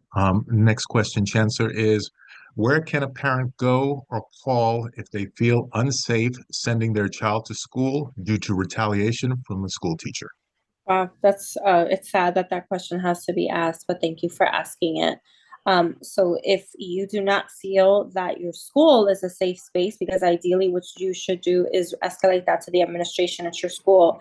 But if the question is intimating that you do not feel safe to share it with your school community at all because you fear retaliation, then the next step would be your family support coordinator at your district superintendent's office. Of course, you can always reach out to us directly here. And I know Mark, represent, you're probably on the phone, so if you could jump in as well. Absolutely. Please advise any parent to reach out to us directly. We have a RFA email address, right, available at all of our schools. I'm going to put it in the chat. The RFA, right, respect for all, not some. And parents can reach directly out to the RFA line. It's every day. We have people reading the emails. We will directly contact with that parent and ensure that the appropriate steps are followed. All right, through the superintendent's office, all of the folks that the chancellor just mentioned, but I will send somebody to those schools personally to ensure that the parents are treated with the utmost respect. Thank you. And the next question, Chancellor, is what are the top priorities for the Department of Education in the next 5 years, and how do you plan to achieve them? Another great question. New York City reads, New York City solves, New York City Public Schools cares, and our pathways work continue to be our priority initiatives. One of the ways in which we are going to continue to drive those initiatives is by making sure that there is investment across stakeholder groups. So we have investment from our elected officials, from private industry, from parents, from students. We need to make sure that everyone is talking about these amazing initiatives, the impact, and also addressing any issues that come up with us, because great ideas, sometimes the implementation doesn't necessarily reflect how great of an idea it is. But when we work really quickly to resolve those issues and make sure that we're working towards greatness in these individual priorities, then we know that the investment continues. I also want to say that the partnership with the unions is so important to maintaining and sustaining this work. And that's why we've had great partnership with the UFT and with the CSA. So these are initiatives that are not about the leader in the seat. They're not about the former chancellor. They're not about this chancellor. They're not about even the mayor. These are initiatives that are about what's good for kids. And so if we have strong implementation of them, support from different stakeholder groups who would absolutely make noise if they were ever not in place, and we're paying attention to any of the hiccups that arise as we continue to implement these ambitious initiatives, then we are going to see them continue. And I want to lead with that. The other thing is that we need to make sure that the teacher professional, when you ask how we are going to be able to accomplish this, professional learning for teachers, for families, and also for our students, making sure our students understand their role in all of this and why these are such important initiatives, further drive sustainability and greater implementation. Thank you, Chancellor. And the final question is, We would like to know how to report a CC member committing fraud by signing another member's child's reimbursement form when the member does not care for a minor. Yeah, I would definitely suggest raising that to Sharon Rencher's office. Dr. Melendez, can you say more about this, or Dr. Rux if you are on the call? Yeah, all of your funds come, all of our CC funds come through the SGA's office. And so you all have someone, our face liaison or your face liaison could definitely support you in that process, and they help you with your reimbursements. And so if there's a concern, something you want to raise, that's something that you want to communicate to the face liaison, and they will happily support you in sharing that information with the grant officer who's been supporting your council. So just Ricardo may have some other thoughts there, but that's how we would go about it. FACE doesn't have the money, but we want to make sure that we raise the concern and facilitate that, support you with that. Right. And the other piece is when we talk about fraud, that's also a question of whether to report it to OSI or SCI. And so on top of flagging for the folks that Christina has outlined, you are all entitled to pick up the phone and call. Oh, Rima's putting the information in right now. You are entitled to make a report with SCI for something like this. Rima, thank you so much for putting the information in the chat. Madam Chair, that was the final question. Yes, thank you so much. Does anyone from CPAC members have any questions? We do have a lot of time. Chancellor is here. Let's take advantage. Okay, no one else have any questions? Rima, there we go. Thank you. I wanted to follow up on my question from a previous meeting about training and guidance for bus staff regarding ICE. Yeah, Dr. Vadera, are you on the call? As I think we started some of this. Yes. You just promoted me to doctor, which I'm super not. But you that's are okay. an Thank attorney. you. Yeah, not even really that, but sure. Rima, thank you for re-raising this. We have materials. We are in the final stages of getting them out, as we discussed before. We'll be working with the vendors, and we've been working with 1181 who put in this ask on making sure. I will make sure you know when that goes out. It is in process. Thank you. Awesome. Awesome. Thank you so much, Rima. And thank you so much, Chancellor, and everyone else, because we are here advocating for our parents. And when we hear things, we have to bring it to you. And you guys are so respectful, giving us the answers and guiding us where we need to go. And we need, this is part of working together. I do thank you, each of you, and also CPAC Executive Board and all the members of CPAC. And I think next is actually Jesse, if you don't have anything else, Chancellor, for us. Actually, I think a couple of things are coming in the chat. It looks like there was a question in the chat that someone, I'm trying to pull it up. Working on an iPad is not. I know have there's a chance. so much. Yeah, I can read those. Okay, thanks. I think there was a question. My question is about DEI and the mandate from the administration. What are the next steps after refusing to comply? That's a really great question. And I'm happy that we have First Deputy Chancellor Weisberg, who oversees our legal department, and we also have Deputy Chancellor Vadera, who can return. I just want to, before I pass it over to them, I just want to say we don't make big value statements without knowing that our response is rooted in legal action. Like, we're not going to say we're standing up and not have and not have the legal foundation to be able to say that. So please know that. And everything that we have been doing continues. Our work with Hidden Voices, Black Studies curriculum, working to launch the Latin curriculum. We have so many things lined up for May as well. So those things are continuing, but I'm going to pass it over to First Deputy Chancellor and Deputy Chancellor to talk more in the weeds about this. Thank you, Chancellor, and thanks for the question. For those who may not have followed the details of this story, it is a concern. We received from the U.S. Department of Ed, when I say we, really was directed at states, that they sign a certification that they and all of the school districts in the state are complying with what essentially is the administration's interpretation of Title VI, which is the civil rights law that applies to all of us who get federal funding. The state has already, for those who didn't see it, and Madam President, happy to get you the information on this so you can distribute it. The state did respond quite quickly and said essentially in a letter from the General Counsel of SED that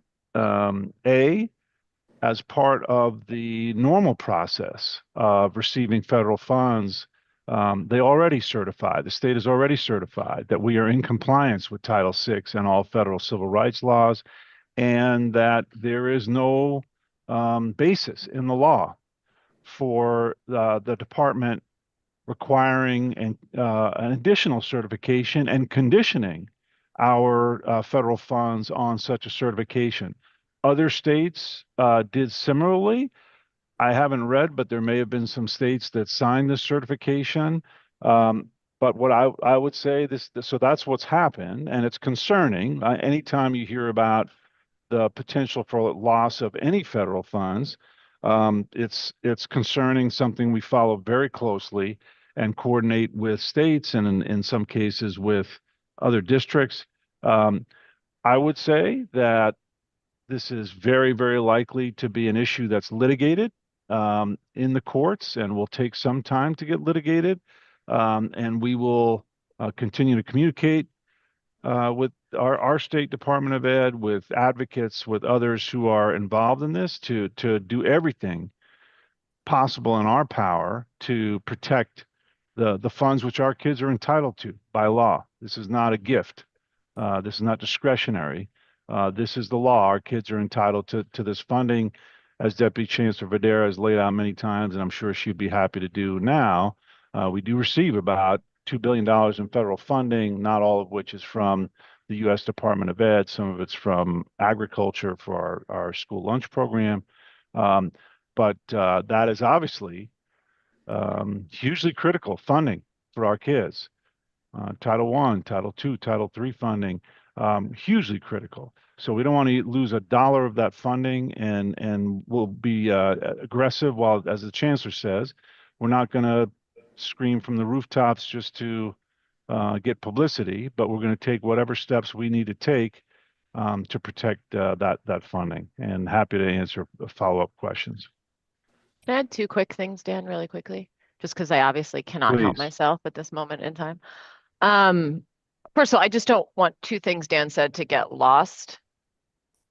We believe we are in compliance, so does the state, with Title VI. Title VI is a civil rights law that protects children on the basis of race, that you have to comply with to get federal dollars. You've always had to. That's what it's there for. You can't get federal money without it.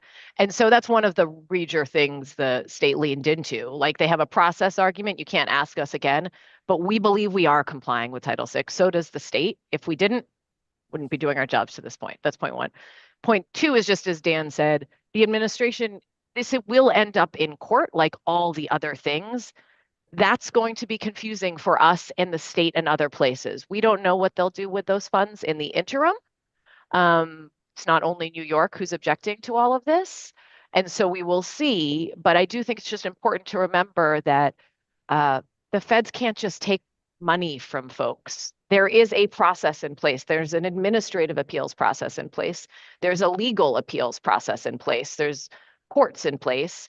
We are seeing some institutions choose not to utilize that process and to just go along and give back the money.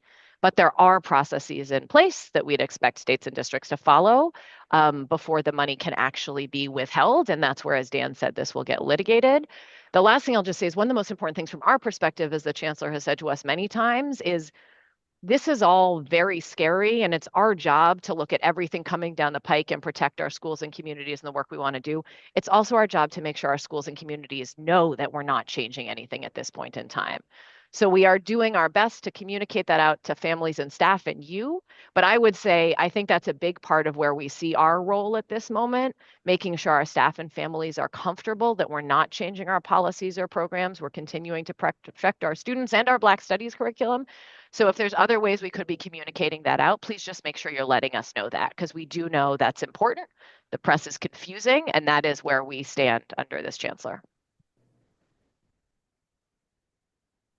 Absolutely. And I have to just like echo what First Deputy Chancellor said. Title One, Title Two, Title Three, like these are monies for our children, for parent engagement. Like I have so much. It's just like it's too much nonsense out there. Get the information correctly. We're talking about civil rights law here. And thank you, Dr. Emma. We're putting it out there, right? Is it Dr. Emma now? um, Thank you so much. And do send me that information about Title VI, please. I would love to read it in more detail and, without having to waste time over here. And I do also want to apologize. I think we maybe might have skipped or something, a question. Um, Sharnette, do you want to speak your question just quickly? Okay. I know I had put them in the chat. Oh, hi, everyone. I have you But here. once again, I don't know why my questions never make it to the poll, and I sent them in all the time. Anyways, I had put it in the chat. Let me see if I could pull it up to read it. Hello, Chancellor. Sorry. Hi. So one of my first questions that I'd put in is, how can FLCs and FSCs, as well as school staff, support us as parent leaders and parents with grievances, push back on uncomfortable situations, as they're not equipped with the training to navigate such cases? Or is it that they, I don't want to say they all don't care, but if you don't know what to do, we're stuck in a cycle of, they wait for it to go away and disappear, and nothing gets done. And that is how we're losing parents to be part of our PTAs and PAs, because once they see those who are stepping up and fighting not being acknowledged, then we're not getting the continuance of parents being engaged. Because if the strong ones are being ignored and not supported, the ones that want to but aren't feeling like, hey, if she's such a boss or he's such a boss, and we see them getting bullied or pushed around and retaliation. We have in our schools where parents don't even want to support PTAs because they see how our children are treated, and they were like, yeah, we can't help you with fundraisers because we see what happens to your kids, and therefore we're losing one of your pillars of parent engagement. And it affects our kids, our children, and there's no operating procedures of how to support parents like that. It goes from the district office, the superintendents, the principals. No one wants to talk about it because they even fear retaliation even in this space.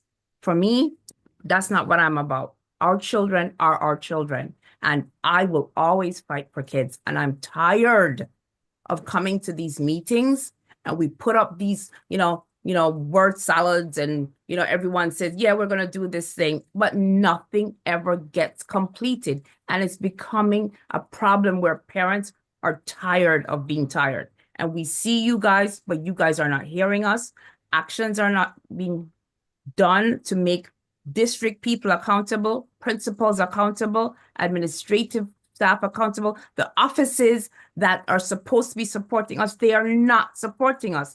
And they stay and we transition in and out. And it's like they wait for us to go grade 9, 10, 11, 12, pass on. She's gone. He's gone. And then the cycle continues. Sharnette, let the chancellor and her team answer your question. That's we okay. can go over we can go over this, everyone Well, has then different. that's also another problem. The space is like, When do we ever, as district people, get to speak? And there's no forum for us all to just speak. Shanette, I'm listening. So No, please I know you continue. always do, Melissa, and I yes. appreciate you for that. From I Always met you last available. summer, you've always listened, and I appreciate that. Yes. So But you're not on the ground with us, you know? So But no, she is. But she is. Okay, so sorry. Go ahead. no. I think first of all, I totally part of the reason why we wanted to prioritize parent empowerment is because we know you are tired of being tired. And again, my primary role is mom, not chancellor. And Mhm. I can tell you honestly that having navigated the system myself, I have experienced my own hardship. And that's not okay because again, and I've said it plenty of times before, if that's true for me, what does that mean for other parents who don't know the system as well as I do? That being said, there are a lot of things we have to do to tackle the issue that you just raised. One is we have to make sure that the family facing folks on the superintendent team are not being given jobs that aren't theirs to do. Where there are vacancies for AAs or other things, and again, this is speaking for experience, sometimes they pick up extra work, leaving them the impossible task of doing 2 and 3 jobs and not able to really give their all to the job that they were given to do. Okay, so that's one thing, is making sure that we are filling those vacancies very quickly on superintendents' teams and supporting them. And this is something that a number of superintendents have also mentioned to me, and that we need to do better at. We have spoken to City Hall. So that way we can, and we proposed a way to make sure the superintendent's team hires are prioritized with OMB and with City Hall, so we can try to push those through faster. Again, that doesn't completely address all of it, but that is one part of it. The other piece is the training. And, again, the work that both Dr. Rux and Dr. Melendez are doing, and very early on, right? This work is just starting. This work is something that we just launched in the last couple of months. And so I'm going to pass it over to them to talk a little bit about that training as well. But you're right. There needs to be professional learning for the family facing folks on district teams, so they truly understand not only what their role is, but how to navigate some of these challenges. The final piece that I will say about this is the reason why I am starting to meet with SLTs and PAPTAs is because we need to hear what are the issues that are happening on the ground in specific places. I think it's fair to say that there is a systemic issue, right, with family empowerment, and we know that, but we also need to know that there are pockets of excellence across the system, and then there are pockets of places that need more work than others. And so I always ask you all to please escalate specific places where this is happening. This is not necessarily the forum to do this, but you do that through Dr. Melendez and me, and reach out to us directly, and we will meet immediately with that school, with that SLT, with that PTA, or with that family facing support person on the superintendent's team. I change takes time, and that is not, I'm not saying that as a cliche. I'm not saying that to give our team cover. We have started to put the steps in place. Step 1 is listening. Step 1 is thinking about where the problems are, and then how do we address the systems and structures that aren't necessarily working, or create systems and structures for getting these escalations, and then activating a team through training and support to make sure that we are changing the situation. And you're right, there's so much that needs to be done in this space. But I do want to ask our team to give any additional information, specific information that could be helpful to respond to this question. If I may, Chancellor. Hi, this is Dr. Maribel. Hello, hi everyone. So I directly work with the Division of Leadership under our Deputy Chancellor, Danica Rux, and have partnered this year as a part of reflecting on these meetings and hearing what everyone has been sharing. Christina Melendez and Dr. Christina Melendez and I and her team are meeting now monthly with our FLCs, and where it's necessary, we have already begun to go into the specific districts. So this is, really important for us, right? To know that if you know of a FLC that needs specific training around grievances, For example, we know that in one of our districts, we didn't have a CPAC in place, right? So we had Sharon Rencher's team from DSL go in and support them with understanding the rules and regulations and the mandates of why they needed to have that team in place, right? So this is something that we are together working on, so that FLCs are now understanding not just the governance piece of their work, but also the instructional piece of their work as well. Dr. Melendez, do you want to add on a little bit more to that? Yeah, I think some of the trainings, look, I think what the chancellor is getting at, and thank you, Maribel, for adding just some of the action work that we've been doing, is this mindset shift. And we have to, and mindset shifting takes time, right? And I think that some of the things we're trying to attack or address the issue in multiple ways. The chancellor has asked us to have a CC superintendent pilot so that at that level, we are able to sort of not only highlight like best practices, but also support our fellow superintendents in understanding what that looks like and what does it mean. I think that as a system, we spent a lot of time saying family empowerment is important and we should make it happen. And very rarely do we give people a roadmap of what that looks like. And so every school will define that to be their own thing, right? So I invite you to the talent show, and that's family empowerment. And that's not enough for when we're thinking about our parent leadership structures and how do we make space for what the chancellor defines as family empowerment, which is really a true partnership, where people have actual voice and choice in the conversations that around the decisions that are being made at their schools, at their districts. And so that's really the work that we're trying to get to, and we're working towards it in multiple ways so that we can make sure that we can get there as fast as we can. But it is the long game that we're playing here, and I want to double down on that. And the chancellor is modeling a lot of that work as she visits PAs, PTAs, SLTs, right? It is very important that when we ask for SLTs to visit, that you share them. I want you to understand that just because you share information, we are very much aware about what you are saying around retaliation, around what happens, what's the impact if you divulge our name and that we told. We get that, and we are very clear about the sensitivity of the matter, and we address those issues very differently, right? So I don't have to say that we're here because so-and-so said that we should come. We show up and we really say, what are some supports that you may need? How are the ways that you are addressing some of these concerns? And then we provide you with the skills. One of the trainings that we're providing our FLCs is this conflict resolution idea. How do we de-escalate? How do we really listen to our families? How do they feel heard, seen, and understood? Because sometimes that's the part that really blocks the conversation from even going a step further, because no one feels genuinely heard. And most of the times, schools and families are actually on the same side. But because we're not able to hear each other clearly, we're not able to understand or realize that. And so we're doing a lot of work with our family facing staff, from our school leaders to our PCs, in helping them not only just understand that, but then helping them hear what the concern is and support you through the process. So we're working at all the levels.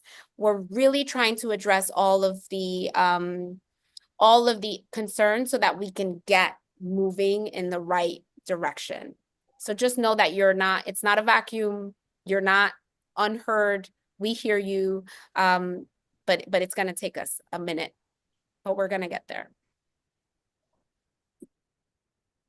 Thank you. And I do appreciate it. And I'm like, oh, SLT, I'm gonna invite SLT. Like, I'm gonna come to all my three schools SLT.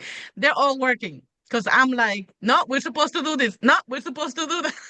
So I'm that annoying parent. But I'm like, we're supposed to follow protocol.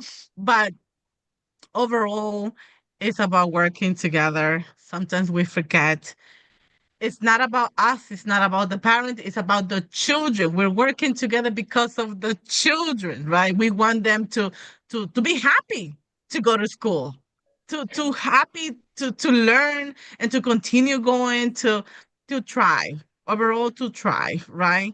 Um, I think, Randy, you want to go next? Yes. So I know, Chancellor, that you have to leave, but I just wanted to end, before you leave on a positive note. So I wanted to take a moment to acknowledge and appreciate you and your cabinet for their accessibility and respectful engagement and responsiveness to parent leaders. Their openness and willingness to listen has been both refreshing and encouraging. So we look forward to continuing the collaborative spirit as we work together to positively impact our children's education. And for parent leaders, we've made some recommendations to affect positive change for parent leaders, and they were definitely well received. So change is definitely coming.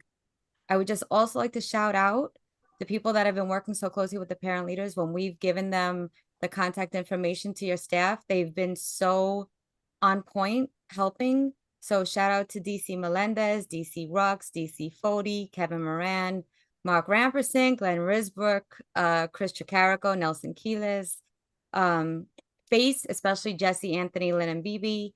You know, us as parents, we have people and resources to help us make a difference. We just have to do it in a way that's going to make positive change. And they're listening. This chancellor and her team, they're here, they're present, they hear us, they are listening. So please just hold on a little bit longer because we're almost there. I really appreciate that so much, Randy. And I certainly want to end on a positive note as well. And so we're celebrating a lot of holidays this month, and including Eid, Easter, and Passover. And so to all who celebrate it, I just wish you wonderful times with your families and loved ones. It's always an opportunity for us to reset and remember the things that matter the most. And of course, happy Arab American Heritage Month as well. So thank you for allowing us in this space. And I hope that you all spend time with your families enjoying these upcoming holidays. Absolutely. Thank you so much. I know you guys are available via Yes. email, via phone call, via text. I know that for sure. I know that for a fact. We truly thank you. I want to echo everything what Randy said because she remembers everyone's name. I remember faces. I'm a visual person. I'm like, hi, yes, but names, I'm so bad with names. But I do appreciate everyone. You guys are always, always available. Look at BB, so nice smile. I love it. But yes, everything that we do is positive because this is constructive criticism, constructive feedback that we parents need in order to support us with our leadership for our children. And also, thank you so much for that Parent Leadership Institute because I am good with time. Look, one day, and I am so good with time. I do.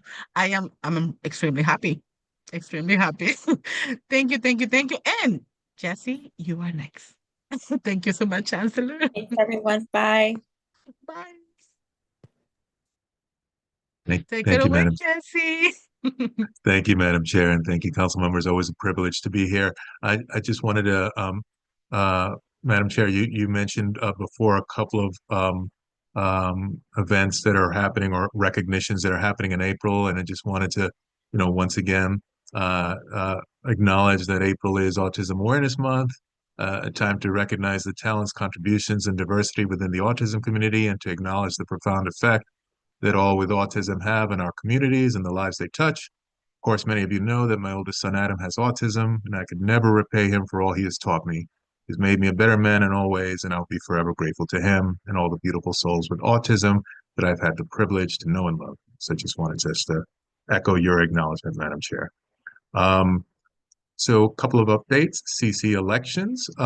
We're currently in week 6 of our candidate forums. We want to thank everyone for your support. There have been scheduling 60 candidate forums in a 5-week period, is quite a challenge, but I just wanted to acknowledge all of the members of the President's Council for their support in all their efforts to making the candidate forums go on, scheduling them and go well.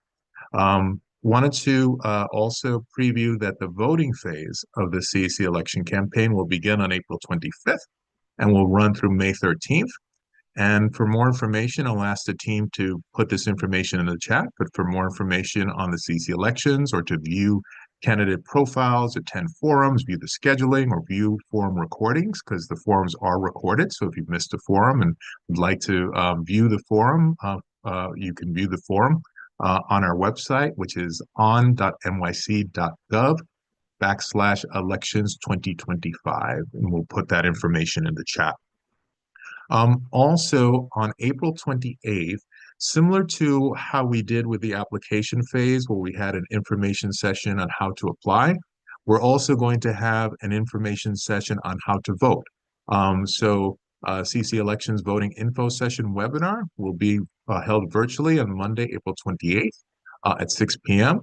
The session will take place on Zoom, and the goal of the session is to ensure that all are well prepared to vote for their district or citywide candidates and know how to access your New York City Schools account, your NYCSA account.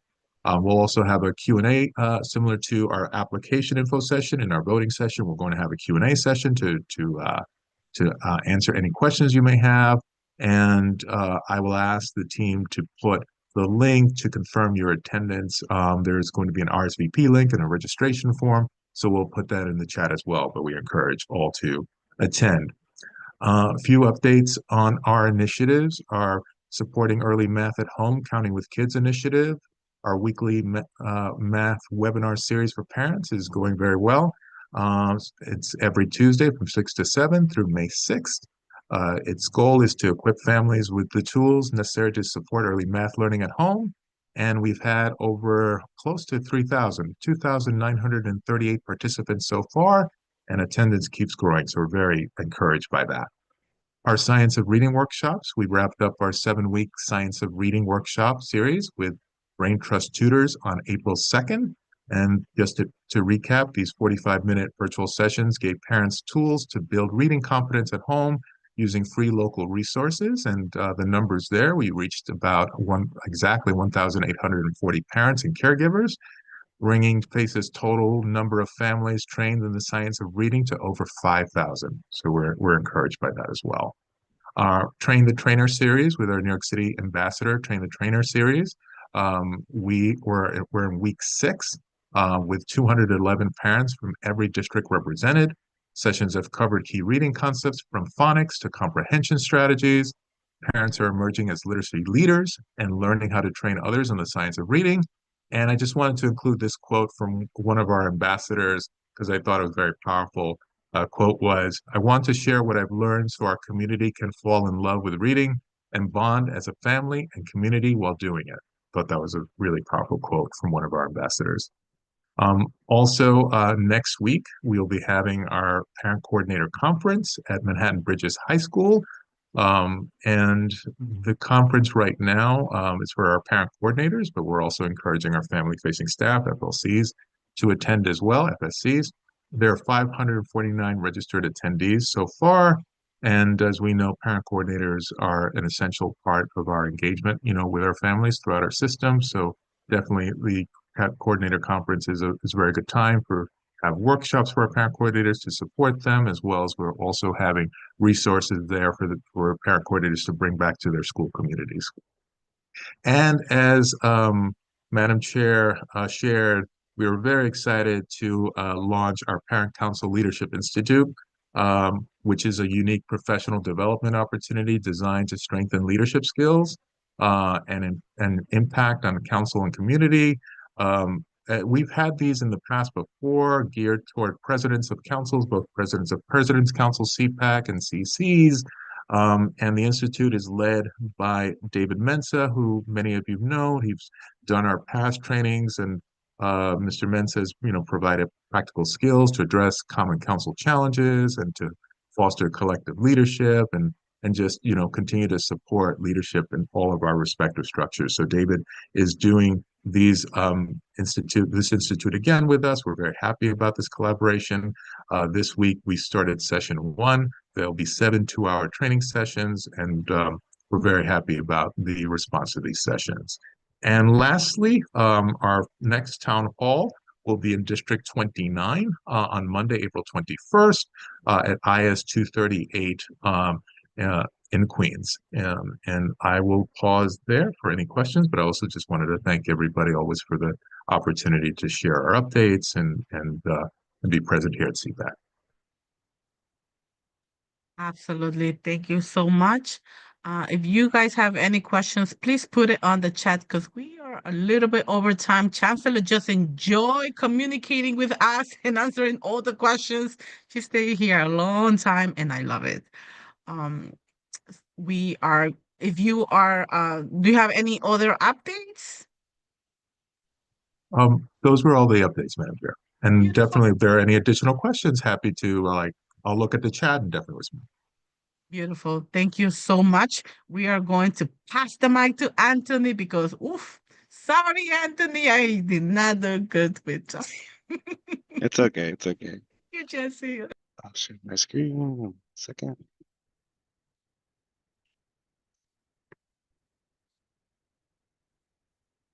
Can you see my screen? Perfect. All right.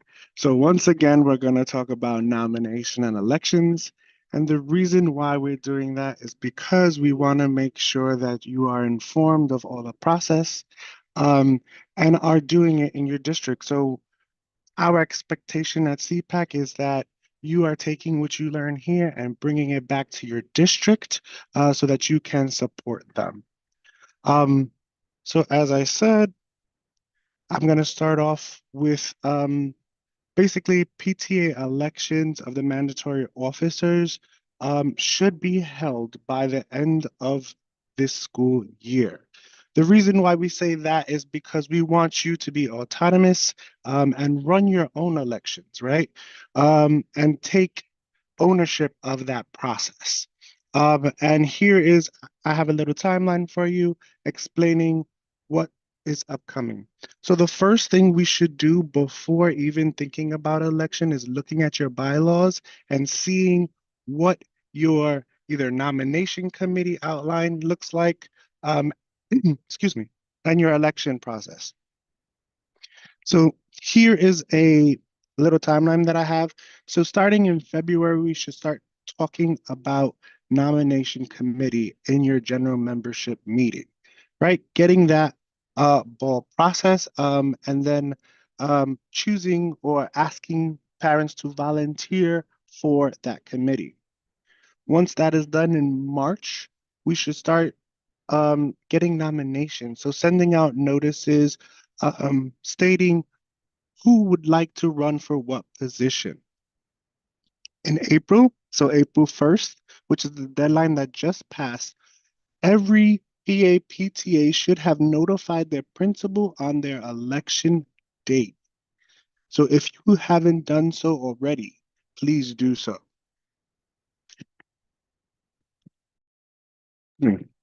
Excuse me, sorry.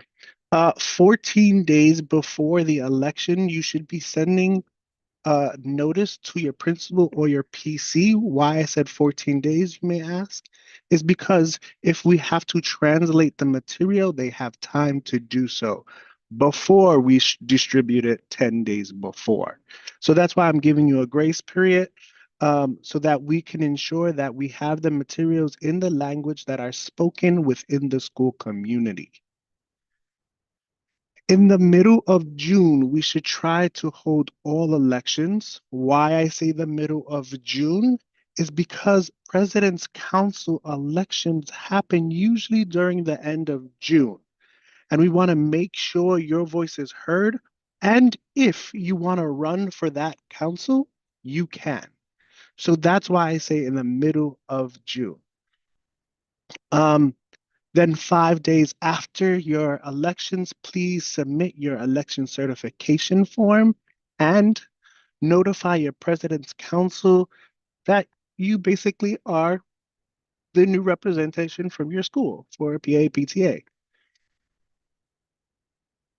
Now, forming your nomination committee, we spoke about this earlier, so I'm not going to dive too much into this, but it is a parent committee, basically ran from 3 to 5 people. It has to be a parent, guardian, or a person in parental relation or foster parent. And people who cannot serve for this committee is somebody who is running for a position on the PAPTA. So before we get into that, so let me go back. What happens if I cannot get anybody to volunteer for my nomination committee? This is where any parent member within the school can host the elections, right? We can do an expedited election, so you speak, where nominations are taken from the floor the day of your elections if you cannot create a nomination committee. And then that person hosts the meeting and executes everything. However, what if I can't get that person? Then that's a great question. Then you go to your president's council, ask for support. What if my president's council can't support me? Then you go to your district office and you ask support from your district office. I just want to make sure I'm covering all the bases so that you know the pathway that a PTA should go before going to the district office. Now, the nomination is formed. What do you do? What do they do? Again, they canvass for eligible voters. They can help with the eligibility, so candidates' eligibility. They send out notice and they conduct the elections. So drafting your notice. So as we all know, you need to send the notice 10 days before the election. On this notification, it must state the way you are hosting this election. Can anybody tell me what are the ways we can host elections? Anybody? Just unmute yourself. Come on. Somebody knows. Nobody? In person or virtual? Virtual. Thank you. In person or virtual, not hybrid. I repeat, not hybrid. It states that in the regulation.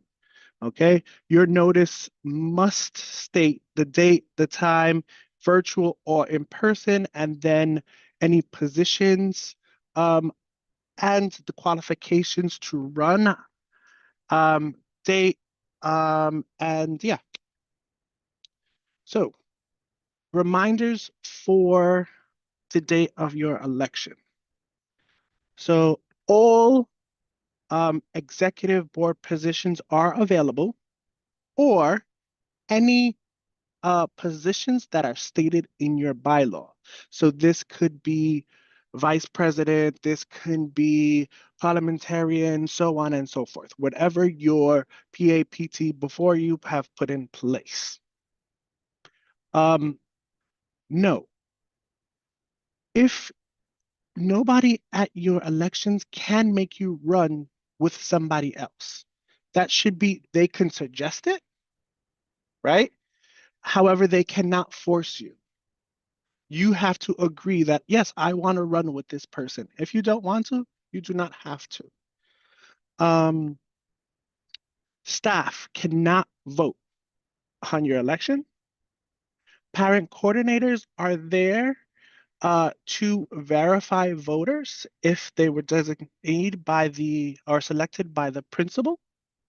However, they are not the principal's designee, meaning they cannot sign the election certification form. They can just verify votes, not sign that form at the end. Just want to make sure I'm getting that out there. And make sure you have a copy of your bylaws and chancellor's regulation, just in case somebody asks a question and you have to refer to those documents.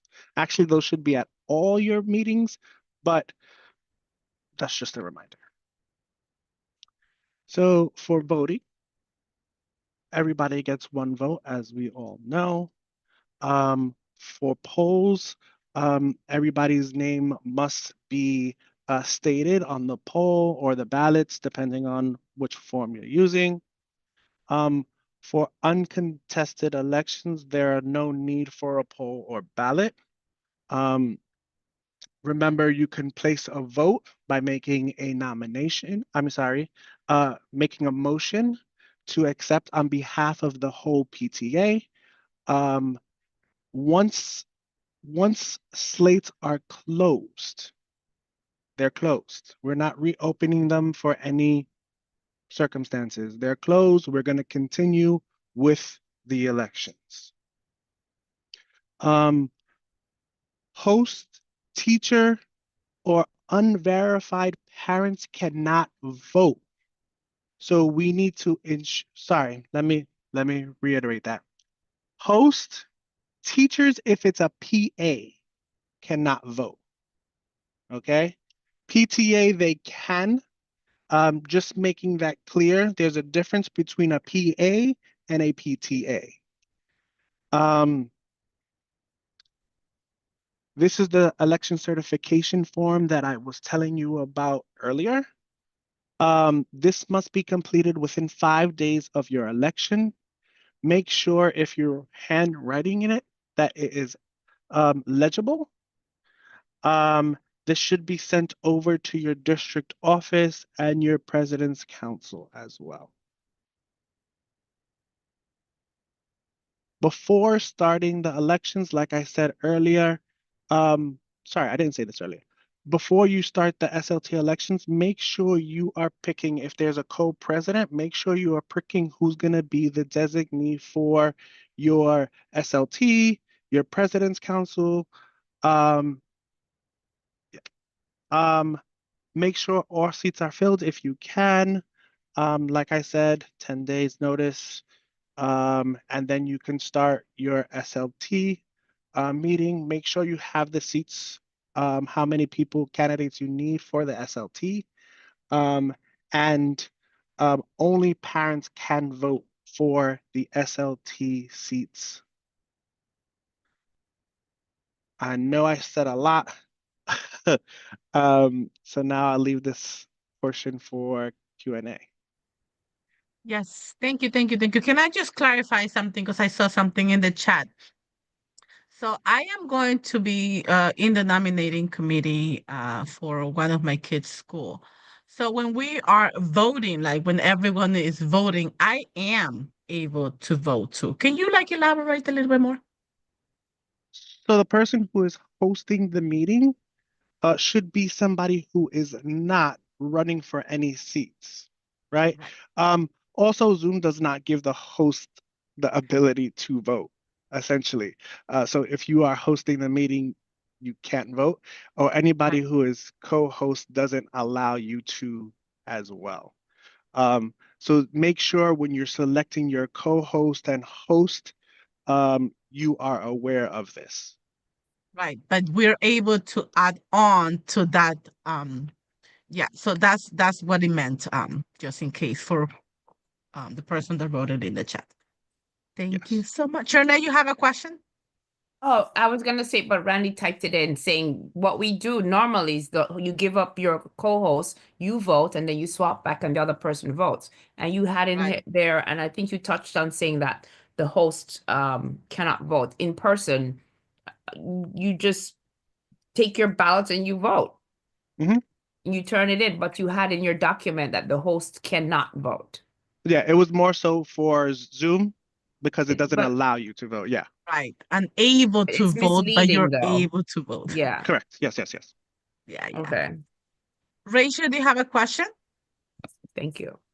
Thank you. Yes, I don't know if you saw my question in the chat.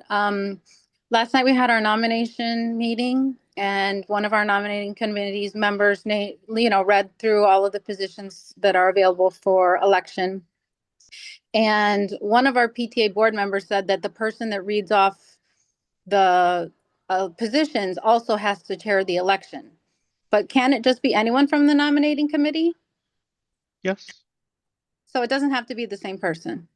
Yeah. Okay, that's what I thought. I couldn't find anything specific in the chancellor's regs, but I just wanted to confirm. Thank you. Yeah.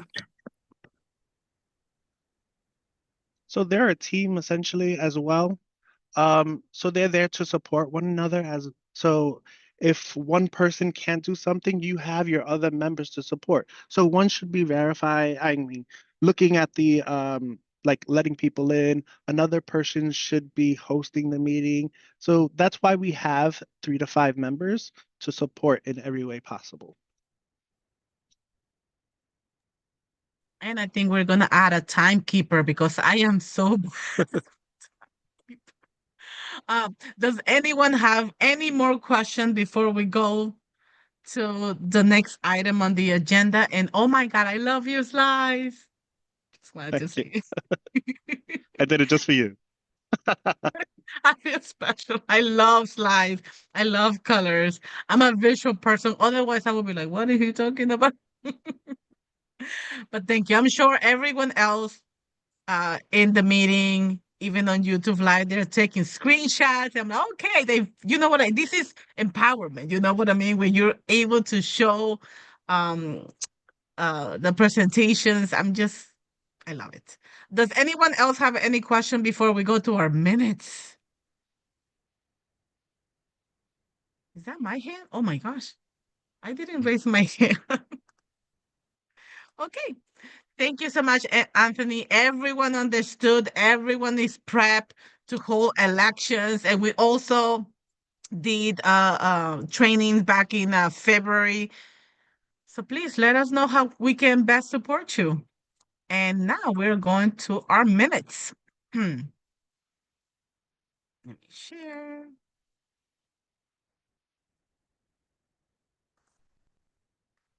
Okay. Ashley? Yes. Yes, beautiful. Take it away with the minutes. A real, just a quick review of everything, like real quick. Because everyone has the minutes. Everyone review the minutes. This is just January minutes. Ashley, take it away. Okay. So January, we started off with the roll call. Rosa gave our usual updates.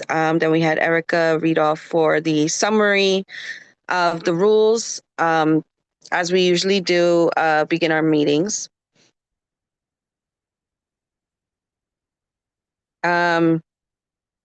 The first presentation was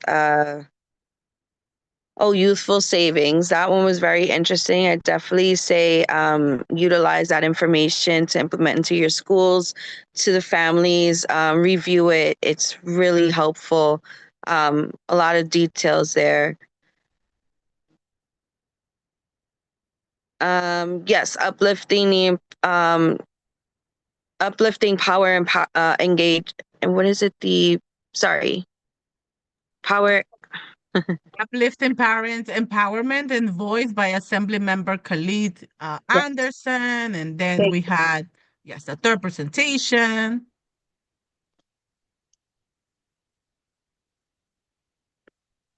Go, Ashley. Sorry. I'm doing this from my phone right now because my tablet wasn't working. Unleash the knowledge. We had an FLC share with us about PTA and PA elections. So that was definitely helpful, especially around this time. Office of School Enrollment. There's a lot of details there. I like a lot. You'll be able to see a breakdown of everything that was shared literally from each slide. And it gives a breakdown of the grades. Yeah. We go past to all the information. Thank you so much, Ashley. These are very detailed. And then that was it. It was we ended with the chancellor sharing some updates with us, things that she just wanted to share with us, let us know that she was working on at the time. FACE gave their updates. Then we ended with Rosa sharing some updates and details on the regulations, the resolutions we went over, as well as the PTA, the minutes from around January that were given out. and the Chancellor's regs that we went over. And then we were given the reminder for February's meeting. That was it. Yes, yes, yes. And we're gonna go to the next one and just bundle them up. Okay. Let me, again, just a quick review, guys, because you guys already have this um in your emails. So February minutes. The same as we always start with the updates, everything we go over was done by Rosa and Erica. Randy did the roll call. More updates that Rosa has shared with us, going over the agenda. Then we First presentation. First presentation. A lot of details. Definitely, definitely review it, guys. It's definitely helpful. Everything that was shared from the Office of the Chancellor and General Counsel. It was definitely helpful. Even reviewing it again was helpful for me.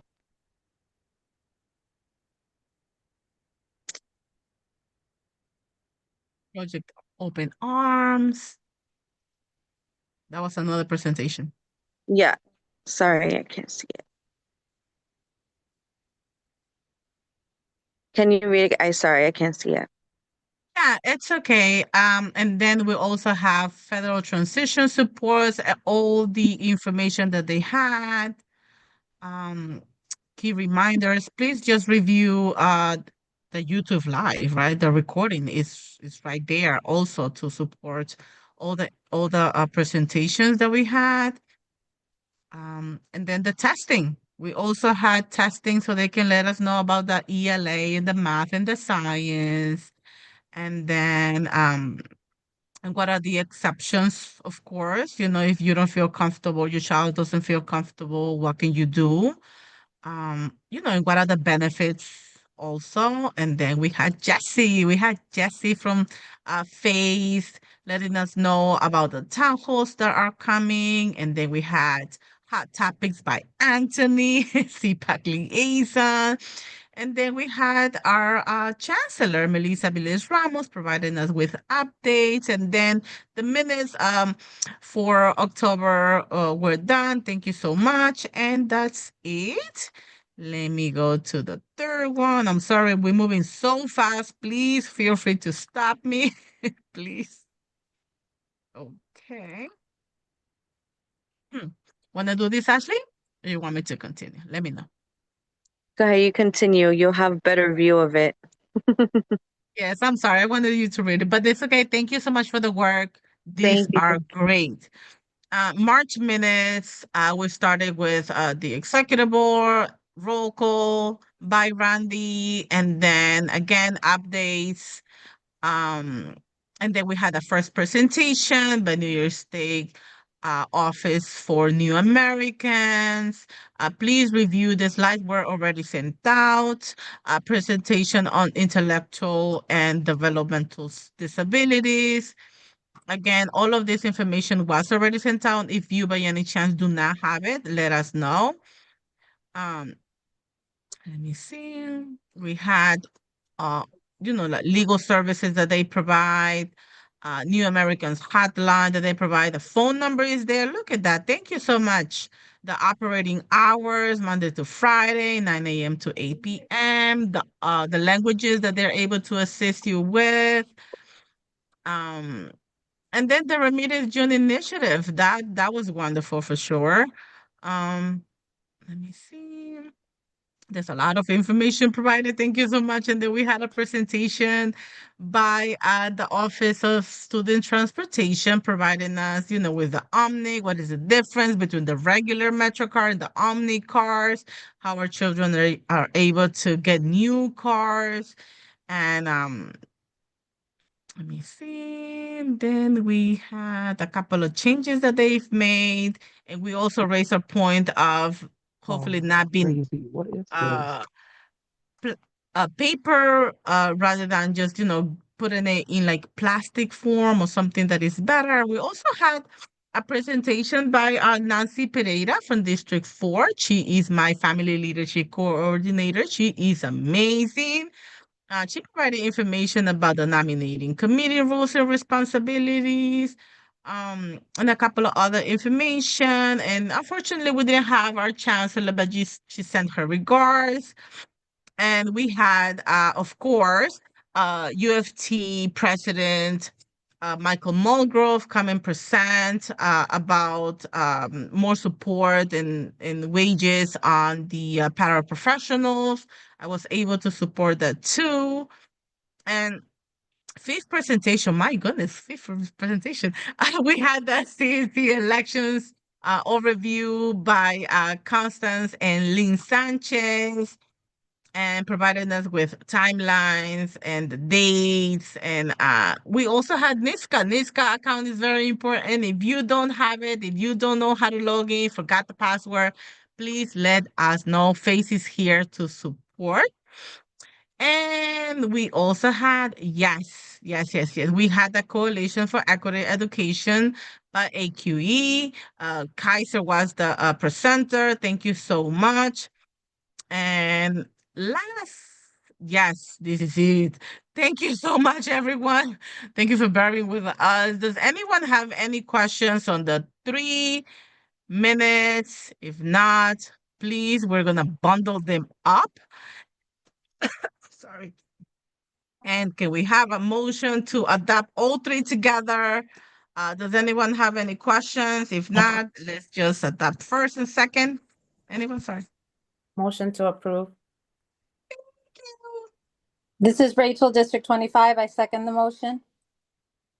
Okay, who said it first? I'm sorry. Jeanette. Jeanette, thank you. You're welcome. And second. Okay, beautiful. They're all adopted. Yay, thank you so much. And we are past time. Unbelievable. I need I need to learn. Okay. And let me see. 1 second, please mute yourself if you're not speaking. Okay. Technical difficulties.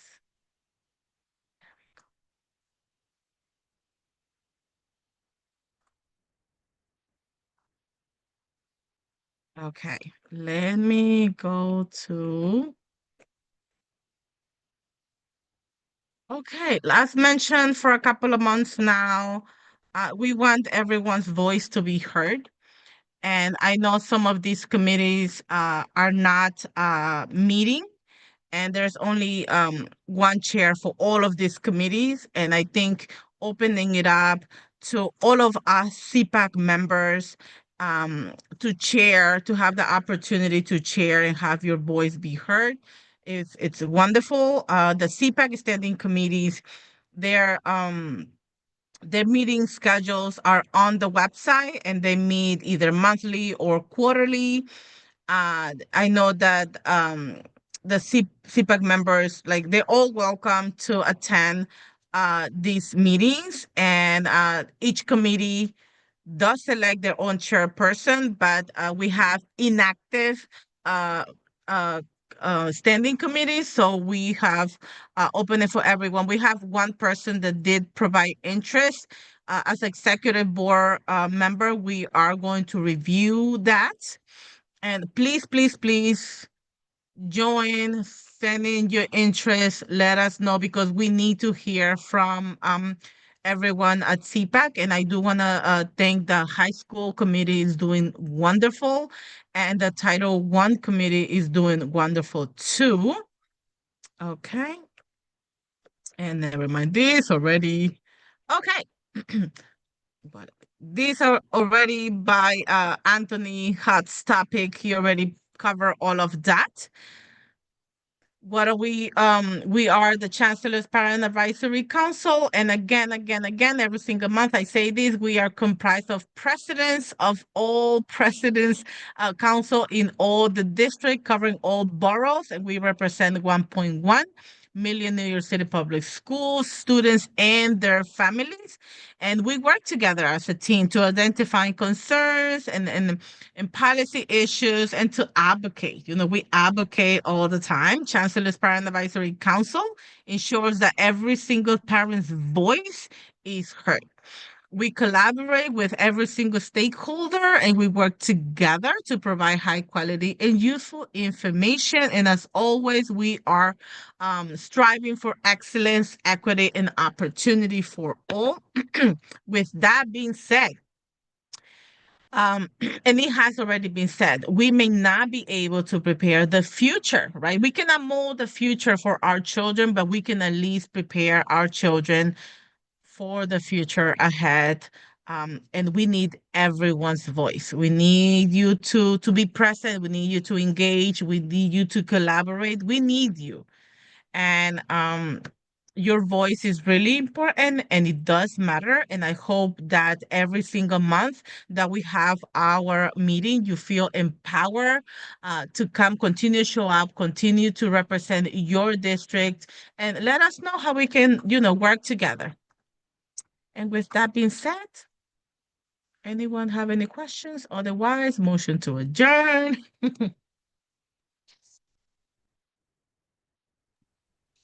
I make a motion to adjourn. Thank you. Jeanette Walter. Thank you. Thank you. Anyone wants to second the motion? District 31 second. District 31 seconds. Thank you so much, guys. Have a great afternoon. Have fun. Self-care is real, please. Thank you. Enjoy your holiday, everyone. You too. Thank you so much.